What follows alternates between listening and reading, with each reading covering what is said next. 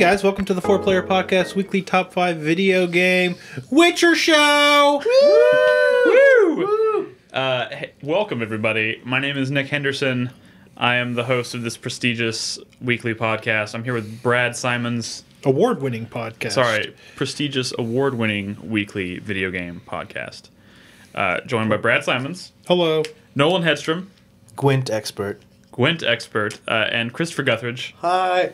Soon to be joining us, our good friend Mike will be joining us here momentarily to talk all about The Witcher 3 Wild Hunt, because I think that's going to be pretty much the gist of this show, right? Pretty much. Pretty much. We'll be talking a lot about The Witcher 3. In fact, we'll be talking almost the entire show about Witcher 3, and then of course we'll do the community.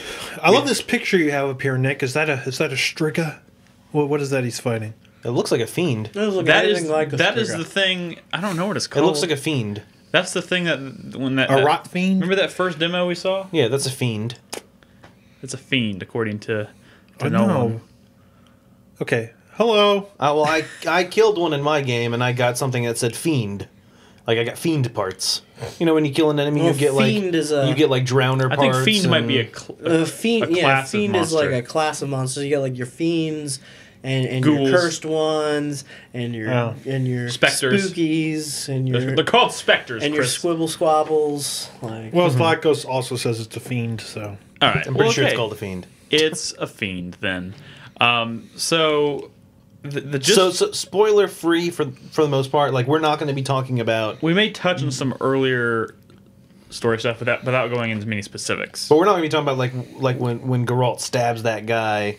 That was a great scene. I'm just kidding. How about we just talk about... We're gonna talk about the game. There's Yeah, a the lot. game This is a and the big, story in general. big fucking game. This is one of the first games I've ever seen make Brad cry when he saw it. What? It was the trailer made me cry. No, when we first saw it, like 2 years ago, you cried. Yeah. Like real tears, real man Well, tears. you know, like That's one like of them... tears of joy. The misty tears of joy. Yeah. So this is my footage. He's starting with my footage. Okay. Oh my god, who's playing this? You're gonna see me fumble. What a clumsy idiot. I fumbled around in this. Nick was super self-conscious about I'm this very footage. self-conscious. But Just this watch. is how it looks like when everybody's playing. Yeah. I know, and Like- that's part of my problem. But we'll talk about that. I don't want to start with necessarily What? problems. Or Let's- do we want to start with the problems? I don't Well- know.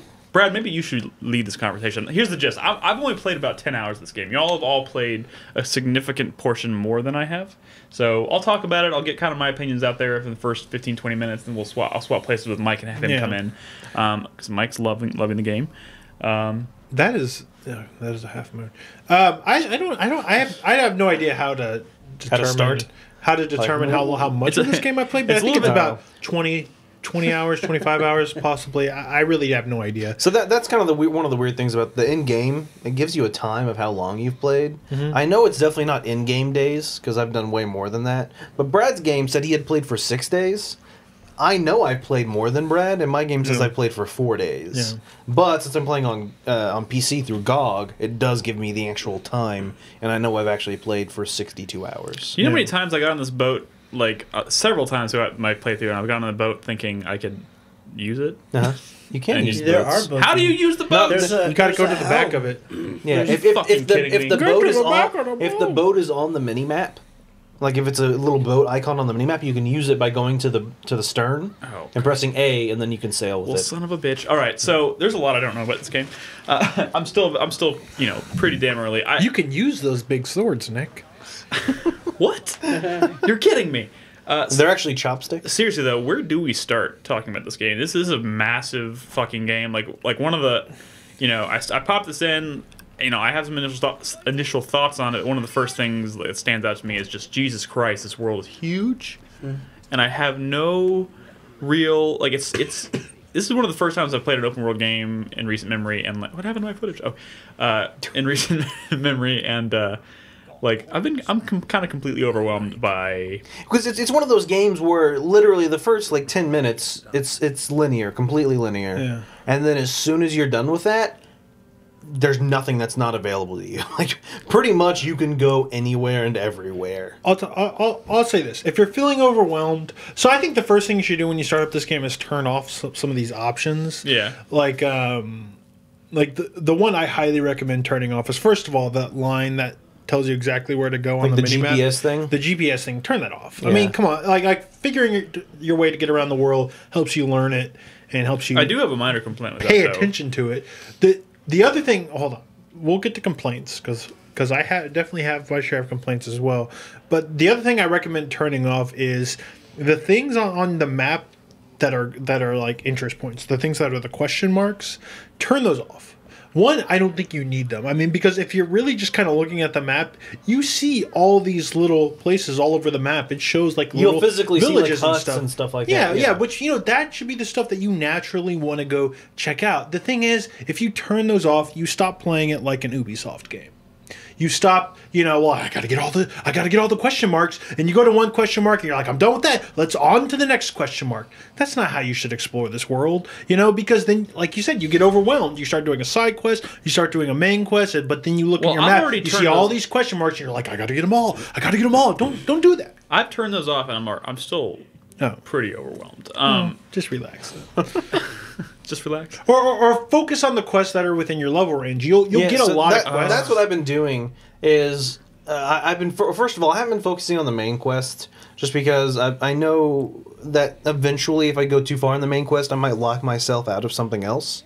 And just to avoid that, I've been doing a lot of the secondary quest and the contracts, the Witcher contracts that I get from notice boards. Yeah. And so what I've for the most part been doing is just kind of going in the order of my level.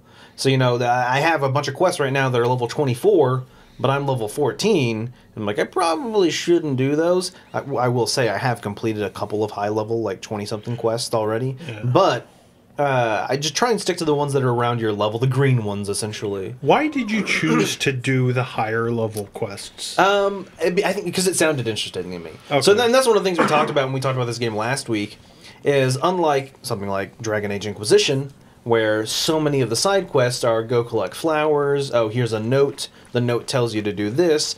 Every single quest has a story to it. You talk to someone, you interact with someone. They explain, blah, blah, blah, and this is going on, and it's crazy, can you help me? And then you kind of, a lot of the times you do your kind of detective mode thing. So these quests aren't like just kind of blown off things. There's substance to them. And so one of these quests, I was a high level, but I'm like, this sounds really interesting. I know that, like, when Jaeger beat the game, he was like level 30 something. Yeah. I'm like, I really don't want to wait until I'm close to beating the game to do this quest. I want to do it right now. Yeah. And I tried, and it was hard as shit, but I was able to complete it.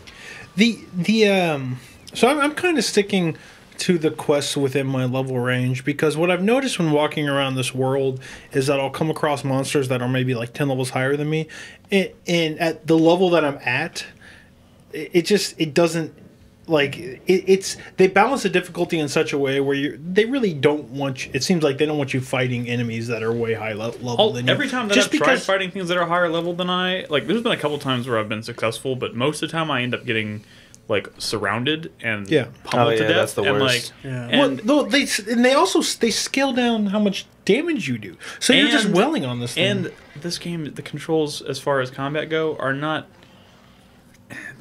I hate, the obvious, like, I literally just finished playing Bloodborne, so I think we all did, yeah. So, like, going into a game like this, and suddenly I don't feel like I have even half the amount of control I have controlling my character, and, like, getting overwhelmed by monsters, like... It is hard... It's a pain in the ass. It is hard to go from Bloodborne to this game. But I do think it's solid. I think it's no worse... It looks cool. It's no worse than Witcher 2 in terms of... It's much better than Witcher 2 in combat-wise. Yeah, I mean, it's... Well, I don't know. I guess I played the new combat mode. The combat works, but there's, like, all these little inconsistencies with it. Like, my biggest one is a lot of times I'll go to do, like, a light strike, just like whatever the square button is. Yeah. I'll go to do his light one, and the animation for it is longer than if I would have just gone with the heavy strike. So there's no point in, like, using that as, like, a little hit and run tactic. So what most likely was happening there was you were holding a directional button.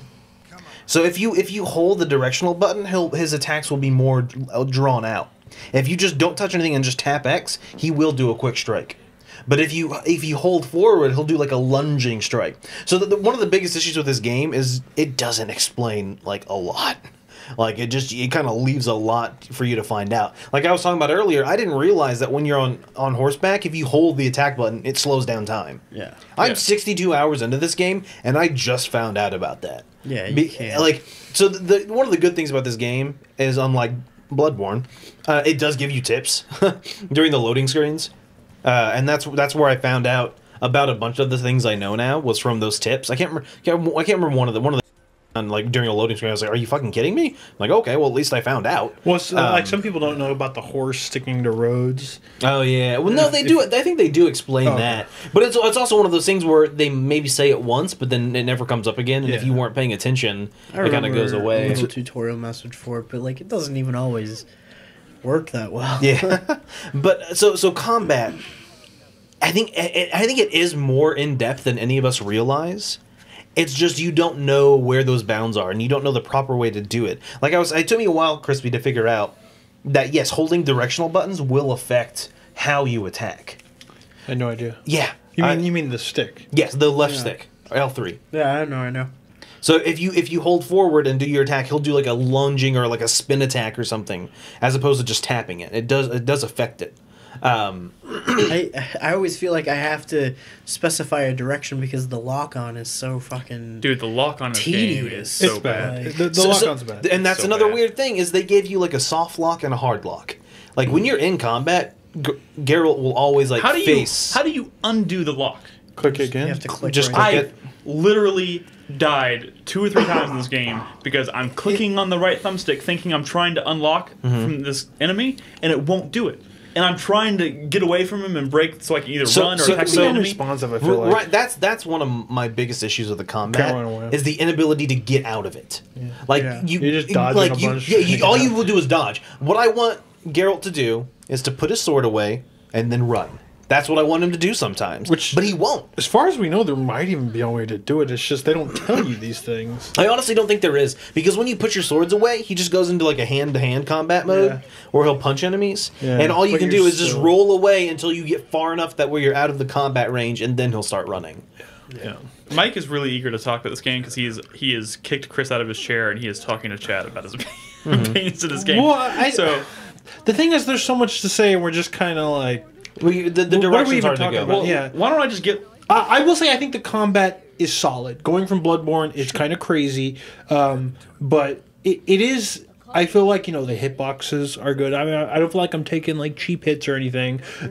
My biggest frustration though with the combat and with fighting higher level enemies and the tedium behind it is that it's so easy to die in this game. It is. And because the loading is so bad, Yeah. I don't find myself taking chances. That's the one reason I'm glad I'm playing on PC. Yeah, no, because the you have loading no on idea. PC is so fast compared to It is like. Bloodborne length. Oh my god! So I'm so so when glad. you run into a pack of enemies and you take a few hits and die, it's like, god damn it. It's so frustrating. And not in a way like in Bloodborne, I'm dying more in this game than I did in Bloodborne. Yeah. Because in Bloodborne I feel like I always have control over the situation. I always understand why I die. I don't feel like I'm taking cheap hits out of nowhere. In this game, I'll find myself dead before I even realize why. And it can happen pretty quick. It's the little things, like your dodge. I feel like is not quite long enough. You have no invincibility on it either. So, and sometimes enemies' attacks just come out of nowhere. Like some enemies attack so fucking fast, and when you're fighting multiple enemies and stuff, it's just. I thought we weren't gonna dive hot and heavy into like our issues. I thought we were gonna talk about the game a little more first. I thought we were talking about combat. That's why. I guess. bringing them up. There's not much I like about the combat except my flamethrower. Because spell. in regards to that, to taking these hits and not being able to read enemies sometimes, I think one of my biggest issues is I do think the dodge is good. I think it works the way it is. The problem is it's very specific. When you dodge backwards, you don't go far. You have to dodge at the last second to avoid their hits, and you can also dodge left or right. He'll do a sidestep. So if you read the enemy attack right, you can dodge if they're doing just like a swipe straight down. Whereas it gets frustrating because the enemies will always perfectly time their dodges. I got stuck on this bridge. Enemies will always time their dodges properly. So there are several times, like if you're fighting a drowner, you'll go to attack and they'll dodge back and they'll dodge back. Too. Oh yeah, no, definitely. Like the enemies have perfectly timed their dodges, but you can't. It's not just perfectly timed. Like I don't think you can just wail on an enemy. Oh, They will always break out of your yeah. combo. So one of the things why I say the combat system is solid, but not much more beyond that, is because some of the feedback that you get from a really satisfying combat system is not really there. Where some of your attacks just don't feel very heavy, or you're not interrupting the enemy like you expect to sometimes. Yeah. You know, there's not enough stun, or the animation to like the enemy getting hit is so short that they can like, you know, dodge mid combo. You know, and they're not. It's the little things. It's the details. It's the sound effect and the visual when you hit something that make that, or the lack of it, that's making my attacks feel kind of weak. You know, like I have a light attack and a heavy attack, and my heavy attack doesn't even really feel that much heavier than my light attack, and all that's in the details. You know what I mean? And it's lacking some of the finer points that separates like you know a game like Bayonetta from or like a game like Dragon's Dogma from a game like this, which, you know, So it's a similar what I type wanted of to game. say in that regard, and yes, I do agree that the heavy attacks don't necessarily feel heavy. Like in something like a Souls game, the difference between a quick attack and a long, like a light and heavy, is very drastically different. Like especially in terms of damage and time. The time it takes for you to do the attack. And this, it's a little bit harder to tell how much damage you're doing. Like, I wish there was a little more basically obvious. watching a life bar go Well, down. the numbers will pop up on the bottom left if you have it on. I didn't know that. Yeah, look, you'll see. It'll say like Geralt did like X amount of damage. Oh, there's like a battle log. Yeah, there's like a You battle have to turn log. it on. It's off by default. Oh, it's off by default. This No, is the coolest thing I did in this gameplay session. Nice. So I turned it on, so I can see how much damage I'm doing, and it's a good indicator of if I see a 0 pop up, I know they're blocking, and I'll quickly get out because they're probably going to then turn around and start Well, there are attacking damage me. numbers. Dude, I that know there might- are, but so what I wanted to say is one of my bigger issues is the combat's solid in that if you read an enemy attack, you can always dodge it. But I have the issue of a lot of the times smaller enemies or enemies that are my size, Geralt blocks the camera a lot of the time. Like unless you're constantly adjusting the camera, it's like default will sometimes put Geralt in between the enemy and the camera, and I have a lot of difficulty judging what attacks come. Like right there, you can't see him really. Like what is that guy about to do? All you Yes, can see is Geralt. You have a point, especially when you're fighting something really little, like those little things that jump at you. Yeah. Yeah. Like you can't see what's So happening. the issue isn't that you can't read the attack. You can read it if you could see it.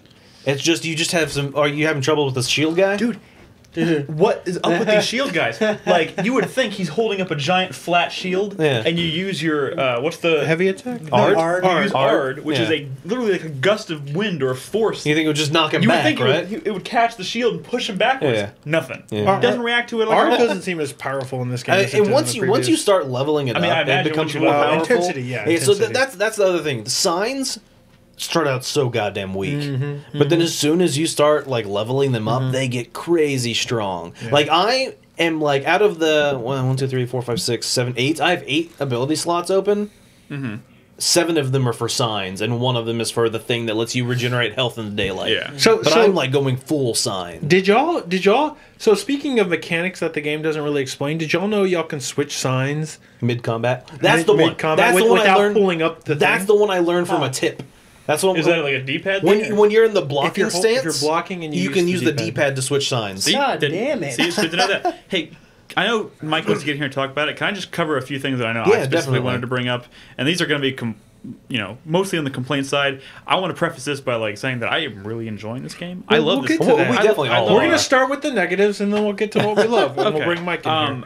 There's two Well, things. Mike probably has plenty of negatives he wants to talk there's- about. I know there's some things he mentioned he wants to bring up negative wise, but like the 2 things that I really wanted to bring up that I've noticed so far, and I mentioned this on Twitter today. We kind of talked a little bit about it, but I feel like this world makes it kind of difficult to be like graceful when navigating through it. Like right here, I'm getting stuck on a tree. Like Joseph told me, like he's like, I always leave the horse at the trail because of this exact problem. I can't ride the horse through the woods because he gets stuck on everything. Well, you know what? Have you I tried also- to ride a horse through dense No, woods? sure. Like, have you ever No. seen a forest this like good in any game you've ever played. I'm not knocking it for that. I'm just saying like there are, and it's not even when I'm on my horse, but like you missed it a second ago. I jumped onto a bridge, so it was like a bridge that was broken on two sides. Yeah. So I jumped to the middle part, and I was going to try and jump across it on the horse. First part worked fine, but I couldn't get enough speed on the on the bridge Roach. to jump back over it. Again, And he would it sounds start like to real run. life. He would start to run, and then he would just stop. And it was like a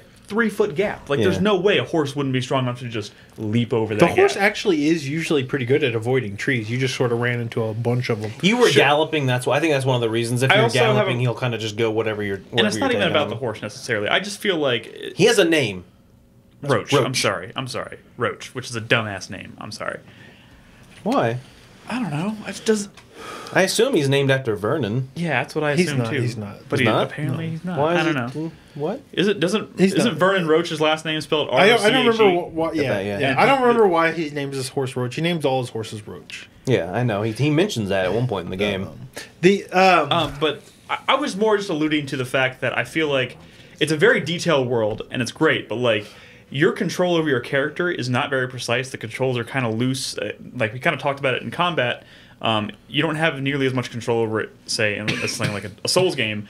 But like I feel like that extends outside of well, like this camera is, you can move the camera all the way around, which is nice. But at the same time, I find myself getting stuck on everything, whether it's little tiny rocks, bushes, enemies, cliffs that I can't see. Like it just makes it it's really hard to be graceful. Like I feel like I'm trying to think of an example of a game where that I think does it You mean better. it's hard to look graceful? It's hard to look graceful, which I think really kills you. Like everything about this game looks gorgeous, except I do that all the time, exiting menus and then you jump. Yeah, 'Cause there's, everything like, in this beep, beep, game beep, like- looks amazing, except the character trying to move around in the world. But I mean, so what's the trade-off? The trade-off is you create some sort of like system where he automatically sort of like hops over everything, which can look awkward in and of itself. But There then, are some then games you get into that do Assassin's that. Creed syndrome, Yeah. where you start jumping over things you don't want to jump I'm over. not saying I have the Or- solution. I'm or- just saying it annoys the crap out of me because it pulls me out of the experience. Well, a lot. so the other option is to just not as densely populate the ground. I mean, something like Skyrim that doesn't happen as much, but Skyrim's also like much more open and flat and not very It's kind of plain. dense in terms of what is on the ground. It's plain and not realistic. Yeah. It's very clean in the sense that there's no clutter. There's no. But I mean, and realistically, in the year 1200, it's not going to be exactly no, neat. and like I said, this is there's a lack of shit buckets around in this game. I It's a will say. People just shit in It is holes. a bit of a trade-off, and shit in a I'm just saying it's bucket one and of the throw it few out the things that window. really annoys me because Geralt is like in the Shit out story, your window. Geralt is like portrayed as this really badass character. Yeah, and he then is. it's kind of just immediately conflicted with me stumbling and fumbling my way through the world, which kind of pulls me out. Well, But you gotta make him look. I cool. try, I do. Get on And your the horse only and way don't you make can- him speed. The only way you can do that is to walk everywhere, and that even goes. You've when you're on always the been a horse. fan of the slow walk I know, in these games. but the world is too big to do that. And it is a big And world. honestly, on the horse, you're either going like way too fucking slow or way too fucking fast. You can stick to roads though, and you won't have as much of the. Oh, this is a kind of a spoilery quest. How much do you get into this? Or are you not actually on the quest? I am on the quest. I mean, if you want to stop my footage before I meet this character, you're more than welcome. Yeah, yeah. Chris you Davis. should. I You didn't. should. I was just literally recording my session last night. I had no idea I was going to run into this character. That's a pretty There we cool go. quest, though, right? Yeah. No, Yeah, no, it's cool. so that is where this. So I have lots of little issues, and I will get into kind of a big one I'm having later. But like he said, he stumbles into this character, and it leads not only to this one little quest, but kind of like a series of Multiple quests, yeah. multiple quests. And every little tiny quest, side quest, person you meet in this game has a story. It's so richly developed, and they're all shot very well. Like, look at the way these scenes are. We were still like BioWare games where it's just sort of this back and forth. But in a lot of these scenes, they'll start moving around, They're emoting and way they're better. walking around, they'll emote. And it looks natural. Anytime like BioWare decides, okay, now we're gonna do a thing where we walk a little bit. It's like, oh god, it looks fucking freaky. It's very rigid, and like Yeah. the people are just kind of like they kind of just turn their head and they start moving. And yeah, so I think the scenes are directed very well. They put a lot of time into who should be talking, where should the camera be right now. Like I don't know if they did motion capture for this. If they didn't, they did a fucking amazing job because when during cutscenes, like we meant, like he's at Crow's Perch right now, and one of the characters, the Baron that's there, like some of the scenes with him, like him and Geralt are like moving around the room and talking and like doing all this stuff, and it looks really well done. All right. I want to get Mike in here. Yeah. The last thing I wanted to bring up, and y'all will probably cover this in more detail, and I know I'm probably in the minority on this. I really can't stand the experience system in this game. The fact that you could only get experience by doing quests drives me up the fucking wall. And it also makes me feel like I have almost no incentive to go fight things in the world. Not only do I think you're right, but I think there's a huge problem with the metagame overall. Wait. You can also get experience by having sex with prostitutes. You can. Oh, well, that changes everything. In fact, the other night I was level 7 and I had just a few points to go to level 8, and I'm like, I really want to level up. You're gonna fuck I do your this way to quest. level 8. So I went to the brothel and I was just like, dropped my 30 crowns on the table and Did you got to level 8. Okay. Well, do you really want to? I do kind of want to touch on what you just brought up, and this is sort of one of my big issues with the game, and I think Nolan's having. Wait, so I wanted to say there are other ways besides quests. No, I mean, yeah. So discovery is one of the things when you discover places, when you blow up like monsters' nests and stuff like that. So, but I think my biggest complaint as well is the lack of experience from combat. Yeah. I mean, there's honestly, only a few enemies that when you kill them, you'll gain experience. I love getting experience from finding things in the world and doing things like that. But to trade that off by completely taking away experience from regular combat, I think it's a huge problem. It discourages taking on that higher level monster that you might have to work hard to kill, sit through a couple of loading screens to be able to kill, and then at the end of the day, you don't get rewarded for that. In any other RPG since the beginning of time, I feel like with RPGs, like taking down that thing that's a little bit out of your league is worth it because it's always worth it in the you long might run. level up faster. You get more experience, or it'll drop items or something. Or it drops items. And the other problem with this game is that there's a real issue with loot restrictions where you're constantly fighting equipment. Finding equipment and weapons that you can't use. So you kill a hard enemy that might be blocking a chest, only to get shit for experience and a weapon that you can't use for another 10 fucking levels. That discourages walking into areas that you feel like you probably shouldn't belong in yet, when in any other game, that shit's exciting. Yeah. I completely agree, and I want to go ahead and take this opportunity to bring Mike in here because we're getting deep into mechanics and things like that. So, Mike, why don't you come on in here and take my place? Yeah, sorry. You can So I didn't mean to disrupt the flow. Mike has arrived. He is ready to talk. So I feel like you'll occasionally find, like a quest or something where you get an item that might be in your range, even though you fought or killed something that's much higher level. But I feel like there's an inconsistency to it. I'm definitely finding stuff that's like, I know I'm not going to be able to use for another 40 fucking hours, and that's just weird to me. You know, like one of the, that's... Well, that would be offset if there was one of the things. I mean, I love this game, and I've invested quite a few hours into it the past week. But one of the things I really wish they had was some kind of inventory system, or like a banking system, or a storage system where you could get all these items that you get. Yes. The high level ones that you can't use now. Yeah. Put them there. Then later on you can use them. It takes up weight, and I can't even. And let me preface this by saying I love this fucking game. But I don't see how all these playtesting for your mic a little closer. Playtesting for like 2 years or whatever. Nobody was like, no one was like, hey, maybe we should add an inventory system or some kind of storage system. It doesn't make sense. Do merchants that when you sell them stuff, will they keep that, or does it eventually go away? I don't know. Because I went back to a know. merchant that I had sold like 30 books to, and he still had all of them. So it looks like. But the thing, of course, then you have to buy it back at a higher price. Yeah, but that's another thing. Is like if you accidentally sell something, you can't revert. Like you can't change your mind. And I guess there's a degree of realism to that, because I mean, I don't know, but still, like that. It's still, those are niceties we've come to expect from our fucking video games. The top 3 things I really don't like about this game are: one is the storage system, or the lack thereof. It's surprising because in Witcher 2 they did have something. All the like taverns, though, right? Yeah, they added it. I think they might have. Yeah, they added that after. Strange oversight, though. But I can't. Whenever I played Witcher 2, taverns always had a storage unit. Yeah. Maybe it'll be one of those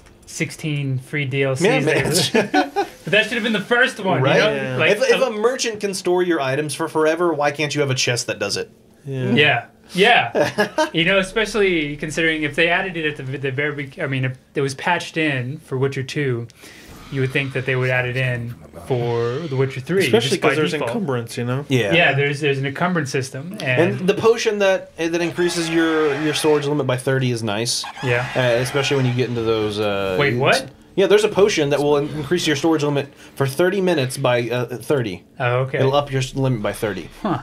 Which Elder Scrolls had something like that, too. Right, yeah. But thankfully, I'm playing on PC, so I modded mine, so my storage limit is 10,099.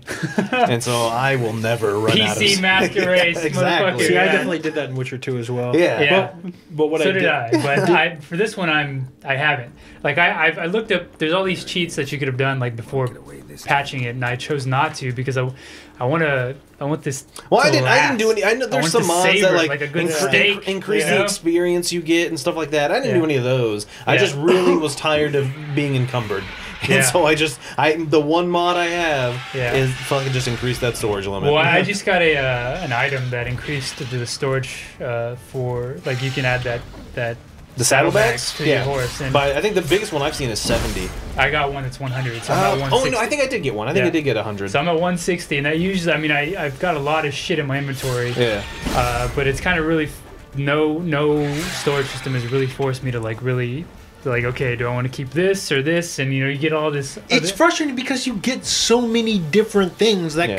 could, there's like hundreds of alchemical ingredients and like upgrade items that you pick up a chest and you pick up like 12 things per chest or box and you don't even know what they are and you don't even care. You're just mashing on the button to pick them all up get it because you all. think you might need it and you don't want to get rid of it because you might need it. Yeah. And there's no easy way to sort it or organize So it. that's- the lack of sorting. So for that's one of the inventory. things I have on my list is the inventory or the menu system needs a complete overhaul. Yeah. Because I do pick up all the chemical stuff, and most of alchemy weigh 0.01 pounds each. When you Yeah. get So it would take 100 of that item to hit a pound. Well, the problem is, I have hundreds of some items, and and so yes, all of it starts fucking adding up to the point where I'm like, well, I guess I'll sell 50 of this, Yeah. because I'll still have some. But the problem is, I'm worried about selling too much of it and then finding a diagram for a really cool sword Yeah. and not being able to craft Well, it you because I usually don't sold need that item. more than like maybe 4 or 5. Yeah, per, that's true. So as long as you have, maybe Yeah. like 20 or something, you should be fine. But once again, it's like we were saying, why would I not just storage system? Yeah. One of the things I wanted to talk about in regards to the inventory system is the fact that you have your like weapons and armor, you have your consumables, you have your alchemy ingredients, you have your kind of like random stuff, and your quest related stuff. And my question is, why don't merchants have that same sorting system? Yeah. Like when you go to a merchant, they have all of the shit, but it's just all in one big list, one big fucking Yeah. grid of crap, and it's hard to sort through it. And then when it comes to dismantling items, how come that assortment goes away? If I want to dismantle something, I have the entire list of every single item I have. Like I don't understand It's really why sloppy. Yeah. Well, it's I mean, just- there definitely should be a rehaul of the inventory system and like managing and reorganizing by weight, by price. the other big all issue that. I have. Divinity had that. You talked about that earlier. One of the biggest issues I have is when I go to a merchant and I want to buy something, I can't see how much of that item I already have. Oh, yeah. I think that's so dumb, especially because when you go into the crafting menu, it will tell you how much of it you have. So obviously those mechanics are there, they just don't show it. So a lot of the time I'm like, wait, do I have some of that? So I have to back out and I have to go to my inventory, and then I have to fucking sort through it, then I have to go through the fucking list and find it and see if I have it. I'm like, wait, did I need this for the crafting or this? I have to fucking back out of that and go to the crafting menu. This game has way too much of going in and out of menus to see one thing. And you know what? And people might hear this, and they might think we're just nitpicking a game that does a lot of great things beyond that. But you got to understand that in an RPG that has a lot of systems like this, if you get some of this stuff really wrong, it could be extremely discouraging from having the player from having the player want to really dive into some of the deeper systems of the game. And something like The Witcher, where, you know, in terms of the lore, Geralt, it's all about, you know, using potions and crafting these things and preparing for battle. To have these really clunky systems can really drag the experience down. Dragon Age Inquisition was a perfect example of this, where they had like this really deep, you know, upgrading system for like and crafting system for the armor, but it was almost not worth it just because it was so tedious, you know, and clunky getting around these menus and stuff. And I'm running into the same issues in this game. While, you know, I played you know, a lot of Pillars of Eternity recently, and they've really got the interface down so well that you know, I'm rolling around with way more stuff than I'll ever have in The Witcher in my inventory in Pillars of Eternity, but I don't have to worry about it because, you know, there's no encumbrance. The way the sorting works in that game is really smart, and it's just elegant. It works, you know. It's tedious. You know, it's like I don't want to even get into the crafting menu because it's a fucking headache. It can't be. Truth be told, Well, a sword that does a few more damage isn't All I really do going for to the make it. crafting is like I just, you know, every once in a while Just I go scroll to through and look for the green. Yeah, the green. And then Can I click craft it? Nope. Okay, move All right, on. no, yeah, exactly. I just collect shit for a while, then be like, okay, green, no, green, keep on going. Well, Yeah. see, I feel like that right there is getting me into trouble because I don't ever, like, I don't ever like look at a plan and say like, okay, I'm gonna gather all the ingredients for that because I wouldn't even know where to fucking look half the time. That's an Yeah. issue, especially when it comes to plants. So- I'm like, where the fuck am I gonna find this again? So I can't have go done buy like it. nothing alchemy wise. Uh-huh. I've made Swallow and the lightning strike or whatever. Thunderbolt. Really? The Thunderbolt. Yeah. There's so I haven't- there, There's some really I good haven't Yeah, there's made. awesome I know, ones. but I don't have any. I don't even have like. I don't even have formulas for a lot of oils to deal with how a lot far of the. into the game are you? I'm level 8. Level 8? I'm still level 8 Valen. too. Okay, you should check your alchemy shit because those oils and like all that shit is They like can really extremely make a huge necessary. I do difference. check every once in Especially a on while, death and I marches. never have enough to do like any one. You know, Yeah. It's like I don't even know. There's so many times where like I'm fighting an enemy, like I fought this Spectre thing, and I was doing like it was in a quest that I was supposed to be leveled for, and I was doing like 20 damage. Hold to on, it. hold on. And, There's a easy solution to that. Yarden. Yeah, you got to use Yeah. Yarden. When you use Yarden, when they're in that circle, Yeah. you'll do like 10 times damage. Yeah. Yeah. Just On the, anything? just the No, with specters. specters. Okay. Spectres. With any Okay. ghostly figure, Yeah. you have to use. And then if you have Spectre oil on top of that, You'll do even and then more. if you have your And if you go your into the bestiary- lightning shit, like you can Yeah, you can so take shit out like crispy quick. bestiary is your best friend in this. It really game. is. Yeah, that's I the thing I know. really love, dude. The bestiary. So that's something they did good in this game. Yeah. I love the bestiary. Every time I see a little love pop reading up, it. like new thing added to bestiary, I always go in there and read about it, see which bombs affects it, see which oils it's good on, see Yeah. what spells I should be using on them. I always look at the bestiary as like lore, you know. Like, And there is it's lore telling there, yeah. me it's telling me a bit more about like what a werewolf is, and then it's like werewolf weaknesses, and I look at what it is, and it's like 3 different things that I can't craft. Like, yeah. But You it know? usually has signs too that you can use. everything's sometimes usually- it'll have a Do you know sign. how potions work though? Where once you craft them, they'll Yeah, okay. and then- Every time you yeah. meditate, as long as you have. long as you I'm just saying. alcohol. I'm just saying that like the sort of like persnickety nature of the crafting system in this game is what has been blocking me out of Yeah, like no, alchemy. you're right, and yeah. that has been hurting. Like that probably right there is a big reason why What- I'm not a big fan of the combat. What is Because it I about don't- like, the crafting system that you're not finding? Again, good it's or- Let me like- let me give you an It's example. like I was saying, like if I'm looking at fight, like okay, I have to go fight a bunch of this type of monster. I haven't even found a recipe for an oil that works on that kind of creature, Yeah. let alone know what kind of ingredients that recipe would require of me. And usually when I do have something, it's like, oh, I've got 4 of that, which is required, and I've got 3 of that, which is required, and all I need is 2 of this, like, little yellow weed So- thing. And I have no idea if that even grows where I am. Like, one solution to that, if you're missing ingredients for Collect crafting, everything. well, collect everything. Yeah. Dismantle. Go Yeah, and look dismantle. at dismantling, Exactly. and a lot of the times you can get items that you will need for crafting by dismantling But something. even that is cumbersome. You got to find. but for alchemy? for alchemy, you can't dismantle, can you? Yeah, you can't get, like, alchemy shit from dismantling, can you? I don't think Well, you can do it for flowers. armor and stuff, but you have to be at a smith. Yeah, Yeah. yeah. And we I wish send you out could for just- alchemy. Most of the stuff, yeah, you need. flowers. I and wish I shit. could just dismantle stuff and craft stuff on the fly. I wish I didn't have to be at a smith. And I kind of understand that. I kind of understand having to be at a smith to craft a certain type of thing, or whatever. But let me put some this- points into this like a sort of- tree to let me do it myself. You know? This sort of like lack of knowledge of like of a recipe telling you, oh, you need this kind of weed.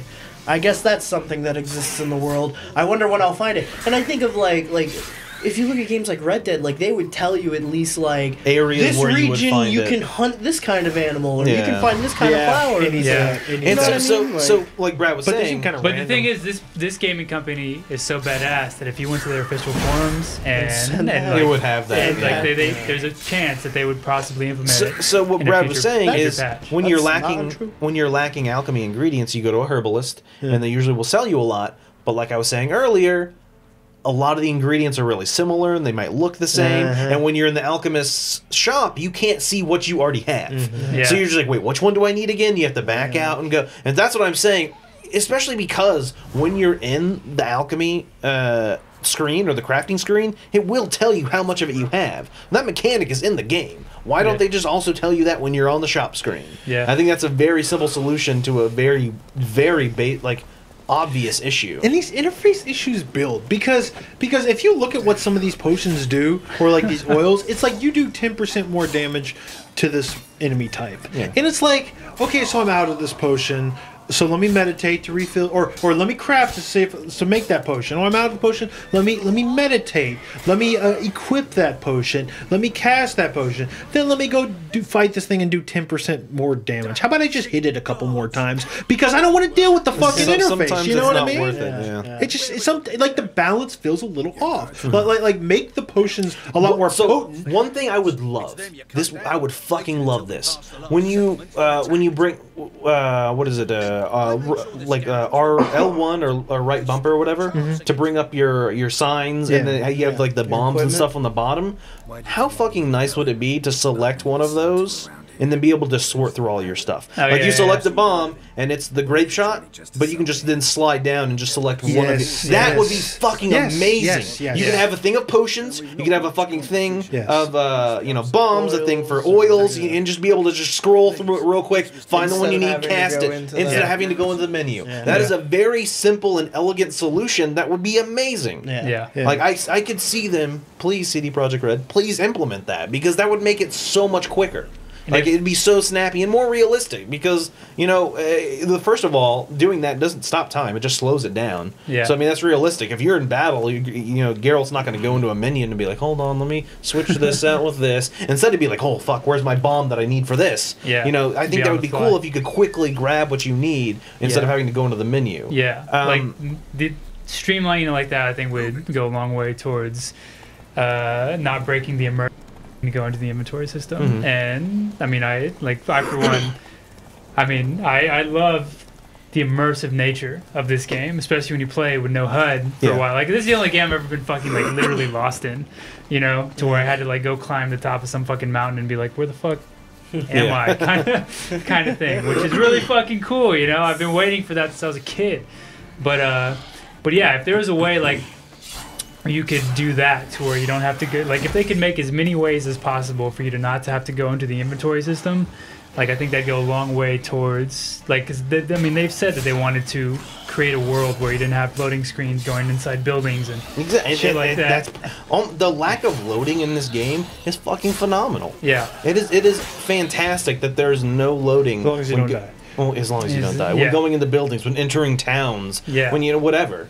And that's all, and it makes it feel like a more persistent world. some and- of the stuff I did want to mention that I do like about this game is I fucking love that loading screens give you kind of like a refresher on what's going on in the story. Yeah. Because sometimes I'll go do side quests for like 5 hours. Yeah, And I'll be or like, get wait, lost. what was going on again? And then the Yeah. loading screen refreshes you.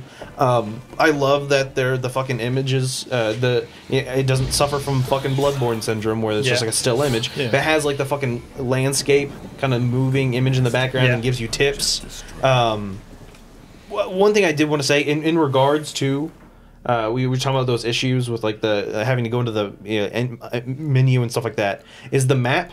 There's an ability to you click the stick or whatever, and it shows you where Geralt is on the map. Mm-hmm. Why can't it have that for your current fucking mission? Yeah, because that- sometimes yeah. I'm like, where the fuck is this mission? And I'm scrolling around. I zoom all the way out. Oops, I zoomed out too far. I got to go back in now, and then it's all the way zoomed back in. How come I can't when I maybe the cursor's on Geralt? When you click in the stick, instead of going to Geralt, it will go to your current mission. Yeah. You know, does that pan? That would What? make things so much easier. Little interface issues like this are, I think, CD Projekt Red has always struggled with. The problems we're describing right now, like in fact, pretty much all the negatives that we've had about this game, criticisms I should say, have been the same with the first two. Well, yeah, the games. previous games are the same issues. It's the same issues. And I think one of the reasons it's easy to complain so much about this game is because we fucking love it so much that it would almost, if you like these small issues, that it's like, first of all, why is this issue here? It's been an issue for forever. Like Mike was saying, plenty of people fucking play tested this for however many. How come no one brought it up, or how come they didn't? Maybe they ran out of time just because it's a giant fucking game. That in lesser games that we've played, like Dragon Age Inquisition, in my opinion, have figured a lot of this stuff out, and they figured it out years ago. And it sucks to see such a competent game in so many ways struggle with these little things that kind of build up to make an experience more frustrating than it should be sometimes. It's drives me crazy. Esco asked if he recommends playing without the HUD, and I think you should at least try it. So you should at least try no HUD. I love the music in this game, but I turned off the music when I played with no HUD, and I started noticing way more. Like the sounds of like you'll hear twigs snapping sometimes. like You're like all these little things. You learn to like appreciate details. Yeah, exactly. They're there, and it sounds good. And I didn't even notice that when you went into Witcher Sense, it literally enhances the things you can hear. Like, until I turned off The sound, especially when it comes to if you use your Witcher sense a lot. First of all, you'll see the little pings of where enemies are, and then if you use it enough, you'll start to learn just by the sound. You can hear what that enemy is. Yeah. So one of the a big issue with this awesome. game, You become is, a Witcher. Exactly. Yeah. You can't use oils once you're in combat. Mm-hmm. You have to do it beforehand. But a lot of the time, by the time you see the enemy, they've already seen you too. Yeah. But if you use your Witcher sense and you hear what type of enemy it is, maybe you can all of a sudden, I know what I'm about to come up on. Yeah. Throw that oil on, Get and ready then for it. you're ready to Yeah. go into combat. The only thing I wish with the Witcher Sense is that playing with no HUD, I had to go into my map. because And there's no icon for Yeah. where your current quest is. Exactly. If you hold start, it'll go straight to your map. But I wish with the Witcher Sense that whatever quest objective you currently are, no matter how far away you are, like if you turn it on, you can just keep like turning around until you see like a red dot. That Maybe would it be kinda give super you- useful. Almost like and then Skyrim's kind of fucking thing on the map, where Yeah. it's just Or even- that direction is where it is. Or even like Wander when he holds up his Oh, sword, yeah. and like you turn around and you have to like go that way. I mean, that was an ingenious way to keep you in game Yeah. and still let you know where you're supposed to what go. I recommend doing if you're going to go HUDless, it's something that I've almost considered doing because I still haven't turned off the minimap, but I'm thinking about it. Is to actually I don't know if the version of the game that I got came with one. Did it come with a map? Okay, is look at an actual physical map to orient yourself in the world, because you can kind of see like, that big gnarly tree off in the distance and kind of use that to orient yourself if you're staring at the map. That way you don't have to pull yourself in and out of that, the in-game map, but you can still kind of navigate that world. Another thing I think this game lacks, and that other games have done in the past, is I really wish you could do a zoom out on the minimap. Yeah. Like, so many games have done that in the past, and it's so nice just to be able to quickly kind of get a bigger view of maybe like, maybe I've been fucking running around in circles. Where the fuck was that blacksmith? Yeah. And if you were able to zoom out, there he is, go that way. Instead I have to bring up my map. I've made it like, how whenever you land on something, it'll stop when you're on the map. Yeah. I've made it a mini game to try and like avoid all the little because it'll kind of slow yourself down, so you have to Yeah. fucking go around avoiding shit on the map to kind of get there. exactly. So have y'all been playing Gwent? Wait. Before we get into Gwent, Yeah. because I have not been playing Gwent, and this is I've played some Gwent. Hold on. There are still some things I want to say about the meta game that I think is. I mentioned it before I even started playing this game, that I acknowledged that I've realized my biggest frustrations for why like Witcher 1 and Witcher 2 didn't get its hooks in me. Like something like Dragon Age, man. Dragon Age, I don't think Dragon Age Inquisition is a better game than this, but I do think it's a more addictive one because I feel like its systems are well designed. You look in a skill tree in Dragon Age, and you're seeing possibilities. It's great. It's like, oh, I'm going to build my character this way, and I can't wait till I get to this skill, and this skill is going to feed into this skill so well. Like, that stuff is so well designed. But in this game, the skill trees, they're a little boring. The skill blocks? Wait, what do you mean? What do you mean? And the skills you get are like the same skills you've been getting since the first fucking Witcher, because that's what Geralt has. And I know, you know, oh, it makes sense in terms of the lore, but in terms of like a fun video game, it would be nice to actually see some real new things that he could do. Wait, what do you mean? Like, when you like, there's a lot of new shit. Like, the farther you go down the skill tree. Well,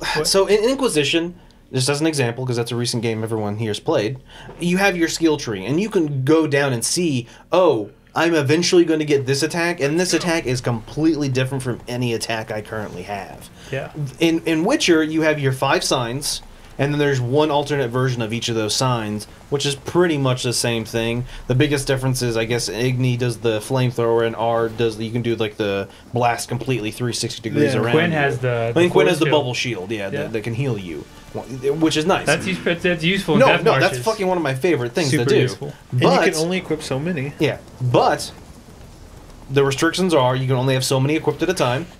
I think in the long run you can only have 12.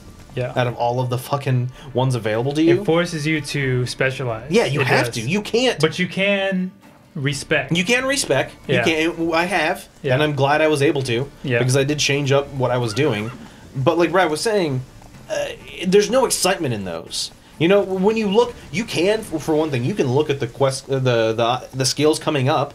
But you can't see the higher versions of those skills. Mm-hmm. You can't until you unlock them. You don't see the next level, which kind of sucks because you don't know what's like. I didn't know until I started buying into the Gwen sign that at the highest level of the second version, it doesn't use up stamina when you're holding up the shield. Oh wow! Also, yeah, which is kind of a big deal, and I didn't know that until I got it to the second level. Did you not know that? I might respect. Dude, fucking do it, because you can just hold up the shield as long as you want. Oh shit, that's... But every time you get hit, it does go down. Okay. It goes down for the equivalent of how much your health goes up, but it won't ever go away on its own. But look at what we're talking. We're talking about fucking signs, because everyone's going signs because the other two trees were boring as shit. No. Have you seen like the advanced quick attack shit? That shit you looks build more awesome. adrenaline. I mean, it's not. No, it's bad, dude. The actual animations for the attacks look pretty fucking sweet. But you're talking about animations. You're not talking about like you're putting points to change percentages and maybe some animations, but nothing in that tree or the alchemy tree really changes how differently you approach combat. Only the signs do that. No way. The if you invest, I think, points into like bomb making and all that, like you'll the throw bombs more bombs. They're super fucking powerful. Like that shit is like crazy powerful for controlling. I'm not saying it's not powerful. I'm saying it's not exciting. Oh. Well, magic's naturally more exciting. Look, hold on. Look at Dragon's Dogma.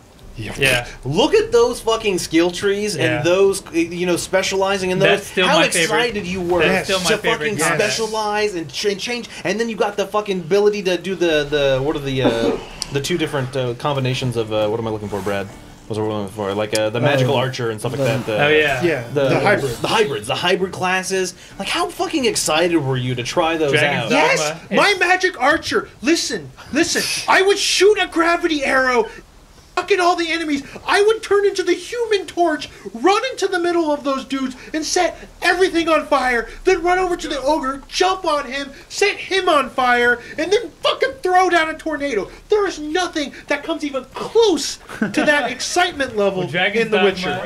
Dragon's Dogma? Yes. Yeah, that's still Dragon's Dogma's combat's still my favorite combat of any action RPG. Yeah, so this is what I'm talking about. Like Witcher is a great thing because it's atmospheric, its story's great, its world's great, it's fucking Geralt is fucking cool. Like the writing's great, the acting is great, but these aspects, everything we're picking apart is the combat, is the skill system, and that's the stuff that's solid. And it's keeping it from greatness. Like I've been thinking about this a lot lately. We just came from Bloodborne. Yep. Bloodborne is a game that I think has this great tight combat system, but kind of a weak like metagame. Like leveling up doesn't make you feel super powerful. The loot or the equipment stuff doesn't matter all that much outside of weapons and stuff. But because that combat is so great, it carries that. And then I was thinking about a game like Morrowind, which has fucking awful combat, but there is so much you can do in the way you build your character and like enchanting and spell crafting that it carries the fact that that combat is really weak. Yeah. But then you have a game like Dragon's Dogma, which has character progression that's insane, insanely awesome, and combat, which is insanely awesome. I think Dark Souls is another one that has great fucking tight combat and great fucking metagame. Witcher is kind of solid on both levels, but doesn't excel in One thing I either. will say is you can't compare Dragon's Dogma's quests and story to Witcher. No, that's Because where they're- Witcher is a great game. So they're completely opposite. But I think that's one of the things is Dragon's Dogma and Capcom obviously spent a whole lot more time on the combat. But that being said, like I've really started to enjoy Witcher 3's combat once I got a hold of combining the signs and really like using, like I understand that it forces you to specialize, but once I specialized and actually used the mutagens to actually enhance certain, once I started using that system, I became powerful enough to where I didn't feel like I was getting killed all the time, and I could regenerate stamina for signs pretty well. But once again, that's because you're specializing in signs, aren't you?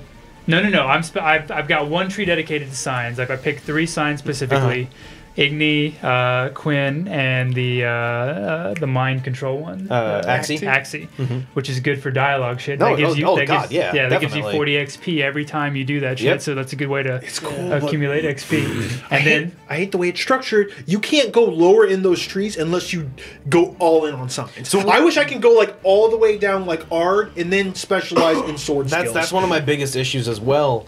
Is and respecking won't help that because before you can unlock the next level, you have to spend points on the previous and level. stuff you might not even use. Exactly, on stuff I don't plan on using.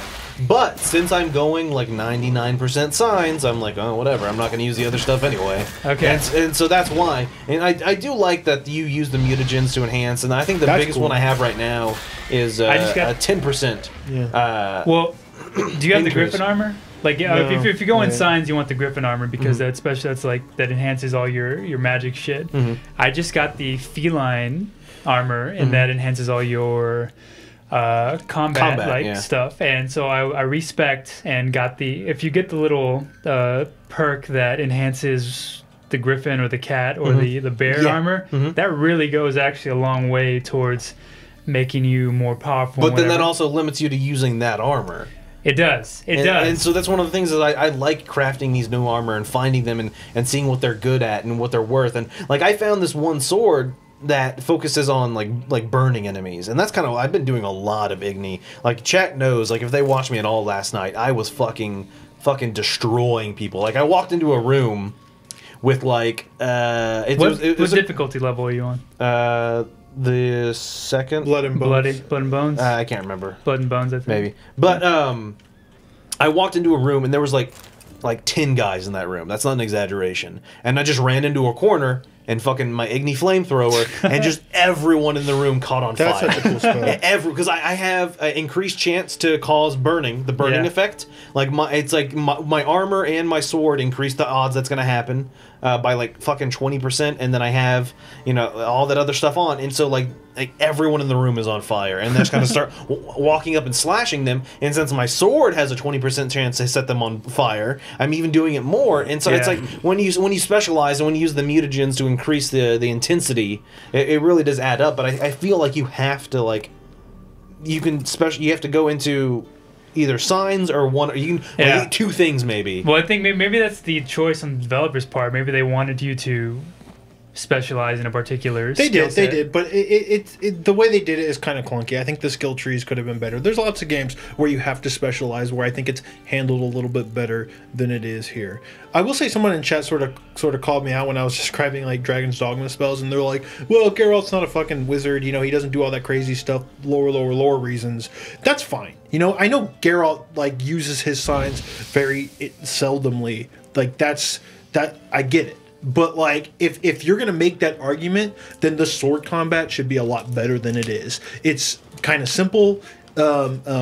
And sloppy at times. You know, if this game's all about being a Witcher, then they need to come up with like new, fresh ideas to like make sword combat exciting. If that's the case, I like the sword. I mean, you have to dodge and weave quite a bit, especially like on Death Marches mode. You can't take too many hits at all. And that kind of ties into I have an issue with the lock-on system. It sometimes. First of all, you have to be 2 feet away from an enemy before you can initiate the lock-on system. Of course, once you start that, you can be like 30 feet away and still be locked onto them.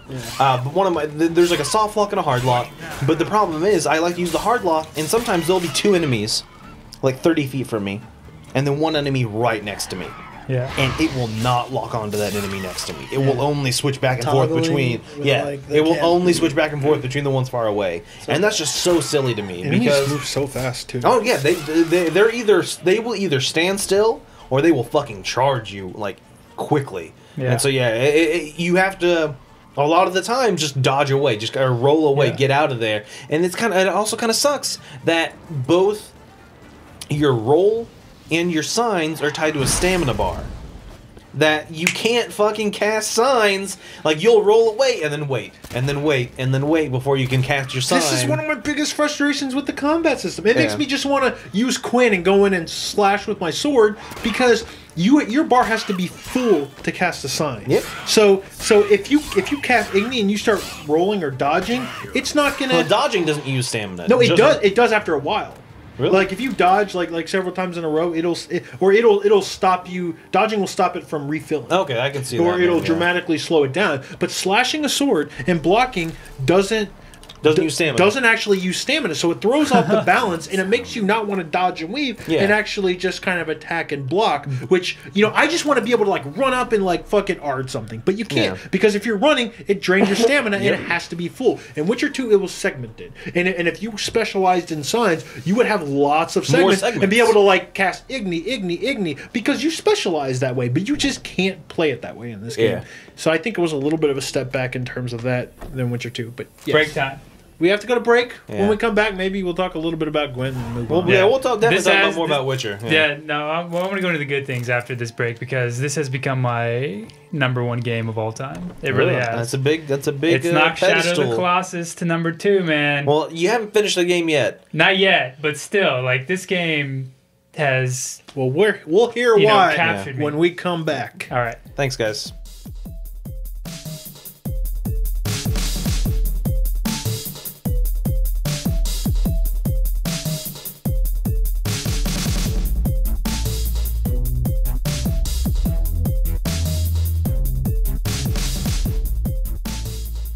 Welcome back to the show, everybody. God damn it, Nolan. Nolan's eating a carrot. And I stepped out of the room for the last segment, so Mike could come in and talk about The Witcher 3. Conversation apparently is not over. Mike's still here. No. Hello, Mike. Hello, how's it going? It's good to have you back. Let's see, who, Don't answer that question. Yeah, don't answer that because question. that's a spoiler. Yeah. Wait, how to like the Bloody Baron quest? Yeah, let's not talk about that quest. I We don't agree. need to go into quest specifics. I agree. Mike was like, I like. Dude, when I agreed to come on this show, no one told me I couldn't talk about spoilers. There's so many quests that I would love to talk about that I'm not going to, just because it can spoil stuff. I liked it. I'll just say that I liked it. You know. Wait, have you finished the story? No. No. He's nowhere near finished. No. I've been playing for I think 55 to 60 hours, and my play percentage on GOG is at. Well, that's like achievement 20? percentage. That's not 20%? necessarily. Oh, it is? Yeah, that's a cheat, because I'm at like 37 on that. Oh, okay. But I'm pretty sure that's like how many achievements you've gotten. Not the Well, then actual I'm gameplay. less. And like this is the first game that I've like kind of been overwhelmed by, to where I see all the shit on the map, and I'm level 14. It is a lot of stuff. And it's 60 hours in, Yeah. and I just got to the second zone, and I mean, I didn't even have to go to there. Like, I purposely went to that place because I wanted to check out the next zone. I wanted to see what it was like. Yeah. And it kind of just blew me away. You know, like traveling in this game. Like I got certain rules when I play the game. Like, I allow myself 1 fast travel. Okay, I only have one fast travel. What happens that if I you can do it twice? Do you like? Then I stop. Do I you quit like the game. yourself? the game. Whip yourself or something? I quit. I'm like, that's it. You can't handle more than one fast travel, then you don't get to play the game. I feel like you don't need to fast travel that much if it's in the same like landmass that you're on, just because Yeah. riding around the horse is very quick. Mike is, did yeah. bring up a good point, though. He was talking about when you are trying to go to a specific place,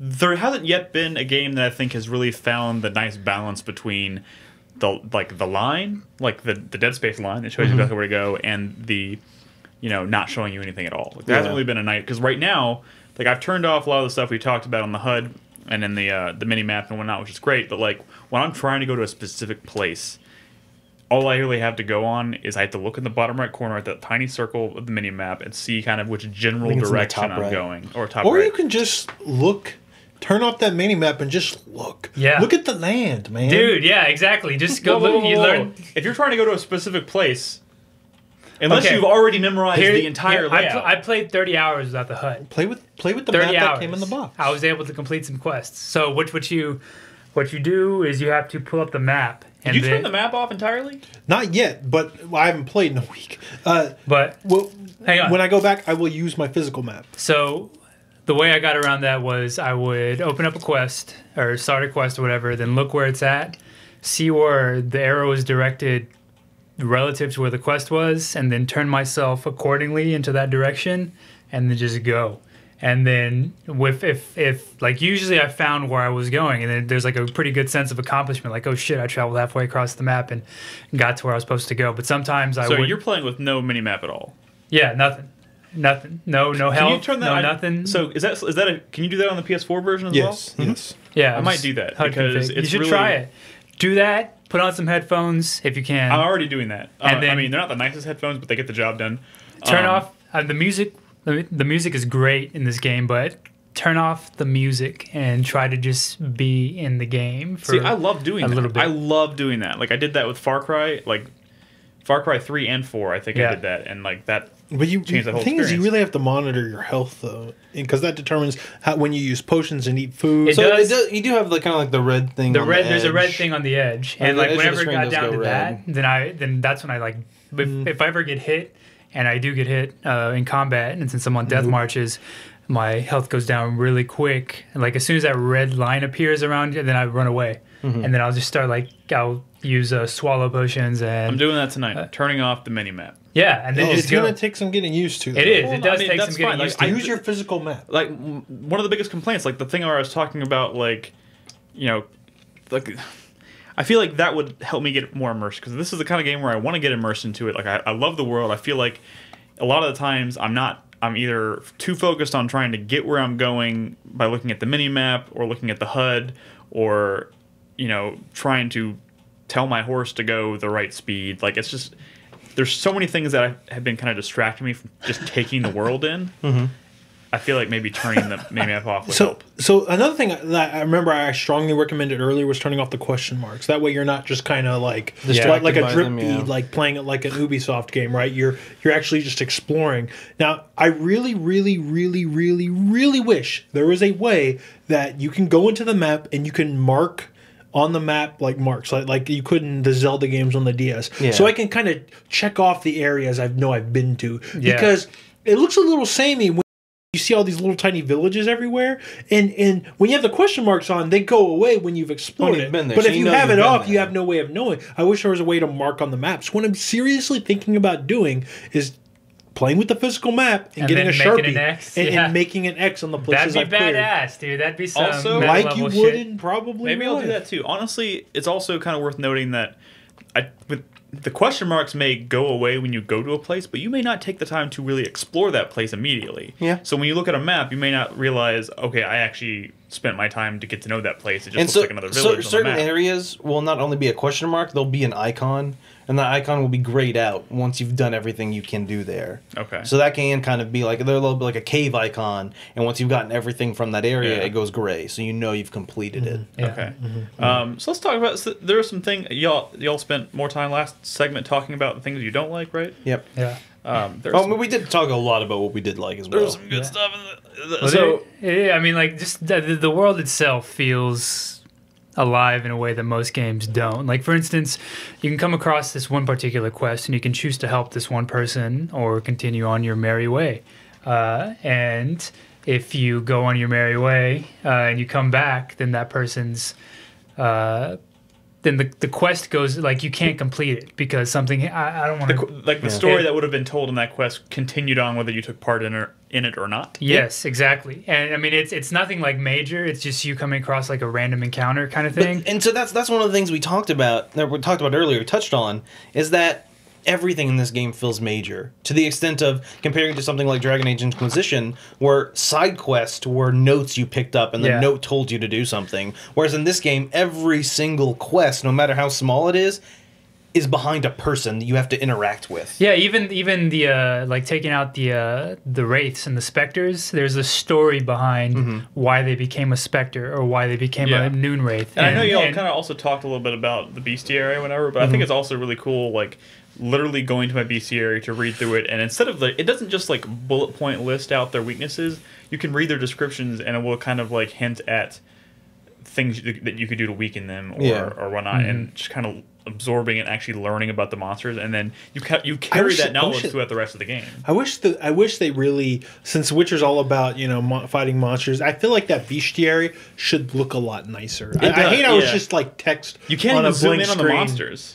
I know, but I mean, I just wish they really gussied it up. Didn't Ni no Kuni have like a really great bestiary in terms of like the visual? You can like zoom in and stuff. Maybe. Also, I think maybe the best bestiary I've ever seen was the Final Fantasy 12s. That was always so cleverly written. Yeah, that was good. Such a great bestiary. I feel like this is a game, like this is a series where it's a must that they kind of improve that stuff. So I'd mentioned my qualms with the combat last time. But there have been some great moments, like, and this is very early. This is not a spoiler because everyone knows it happens, and it's one of the first things you do in the game. But like that Griffin fight, was really cool. Yeah, no, it definitely was really cool. It was I think an appropriate amount of gameplay and like kind of cinematic, kind of like at the one point when you weaken enough and it flies away. And like there was nothing like screaming at me to like follow it. I was like, where to go? And then I look off and it's flying off into the distance. It's like, oh shit! And you I start just got on my running horse and started running after it. That was cool. And then when it's flying at me and I didn't really know, like I knew he gave me the crossbow and I was like, oh, now would be a good time.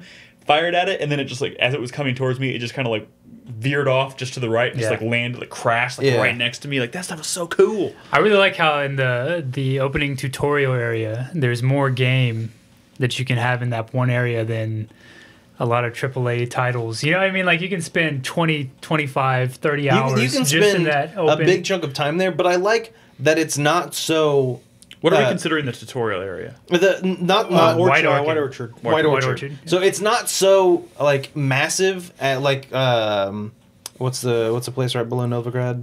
Velen. That you get overwhelmed when you first see Velen. When you see all those fucking question marks. I think White Orchard is it's big enough to where you're like, man, there's a lot to do, but not so big that it's like doing it all is like out of the question. Yeah. No, I did everything before I moved on to Velen, and I was like, oh, I got this. This is cool. And I got to Velen, and I was like, oh my fucking god, look at all this shit. And then for like another 50, I don't know how many hours. I'm also, I'm really impressed by like, so you talked about quests and how there's all kinds of varying degrees of like quests or whatnot, but like I had a moment where I stumbled across a character, 2 characters, and I just kind of talked to them, and they implied that there was a creature around, and I literally like walked around a corner. They were talking to this creature. They didn't know they were talking to a creature, and I walked around a corner. There was the creature. I was like, oh shit! Talk to the creature, and you had the option of like engaging him in combat or like talking to him and not fighting him at all.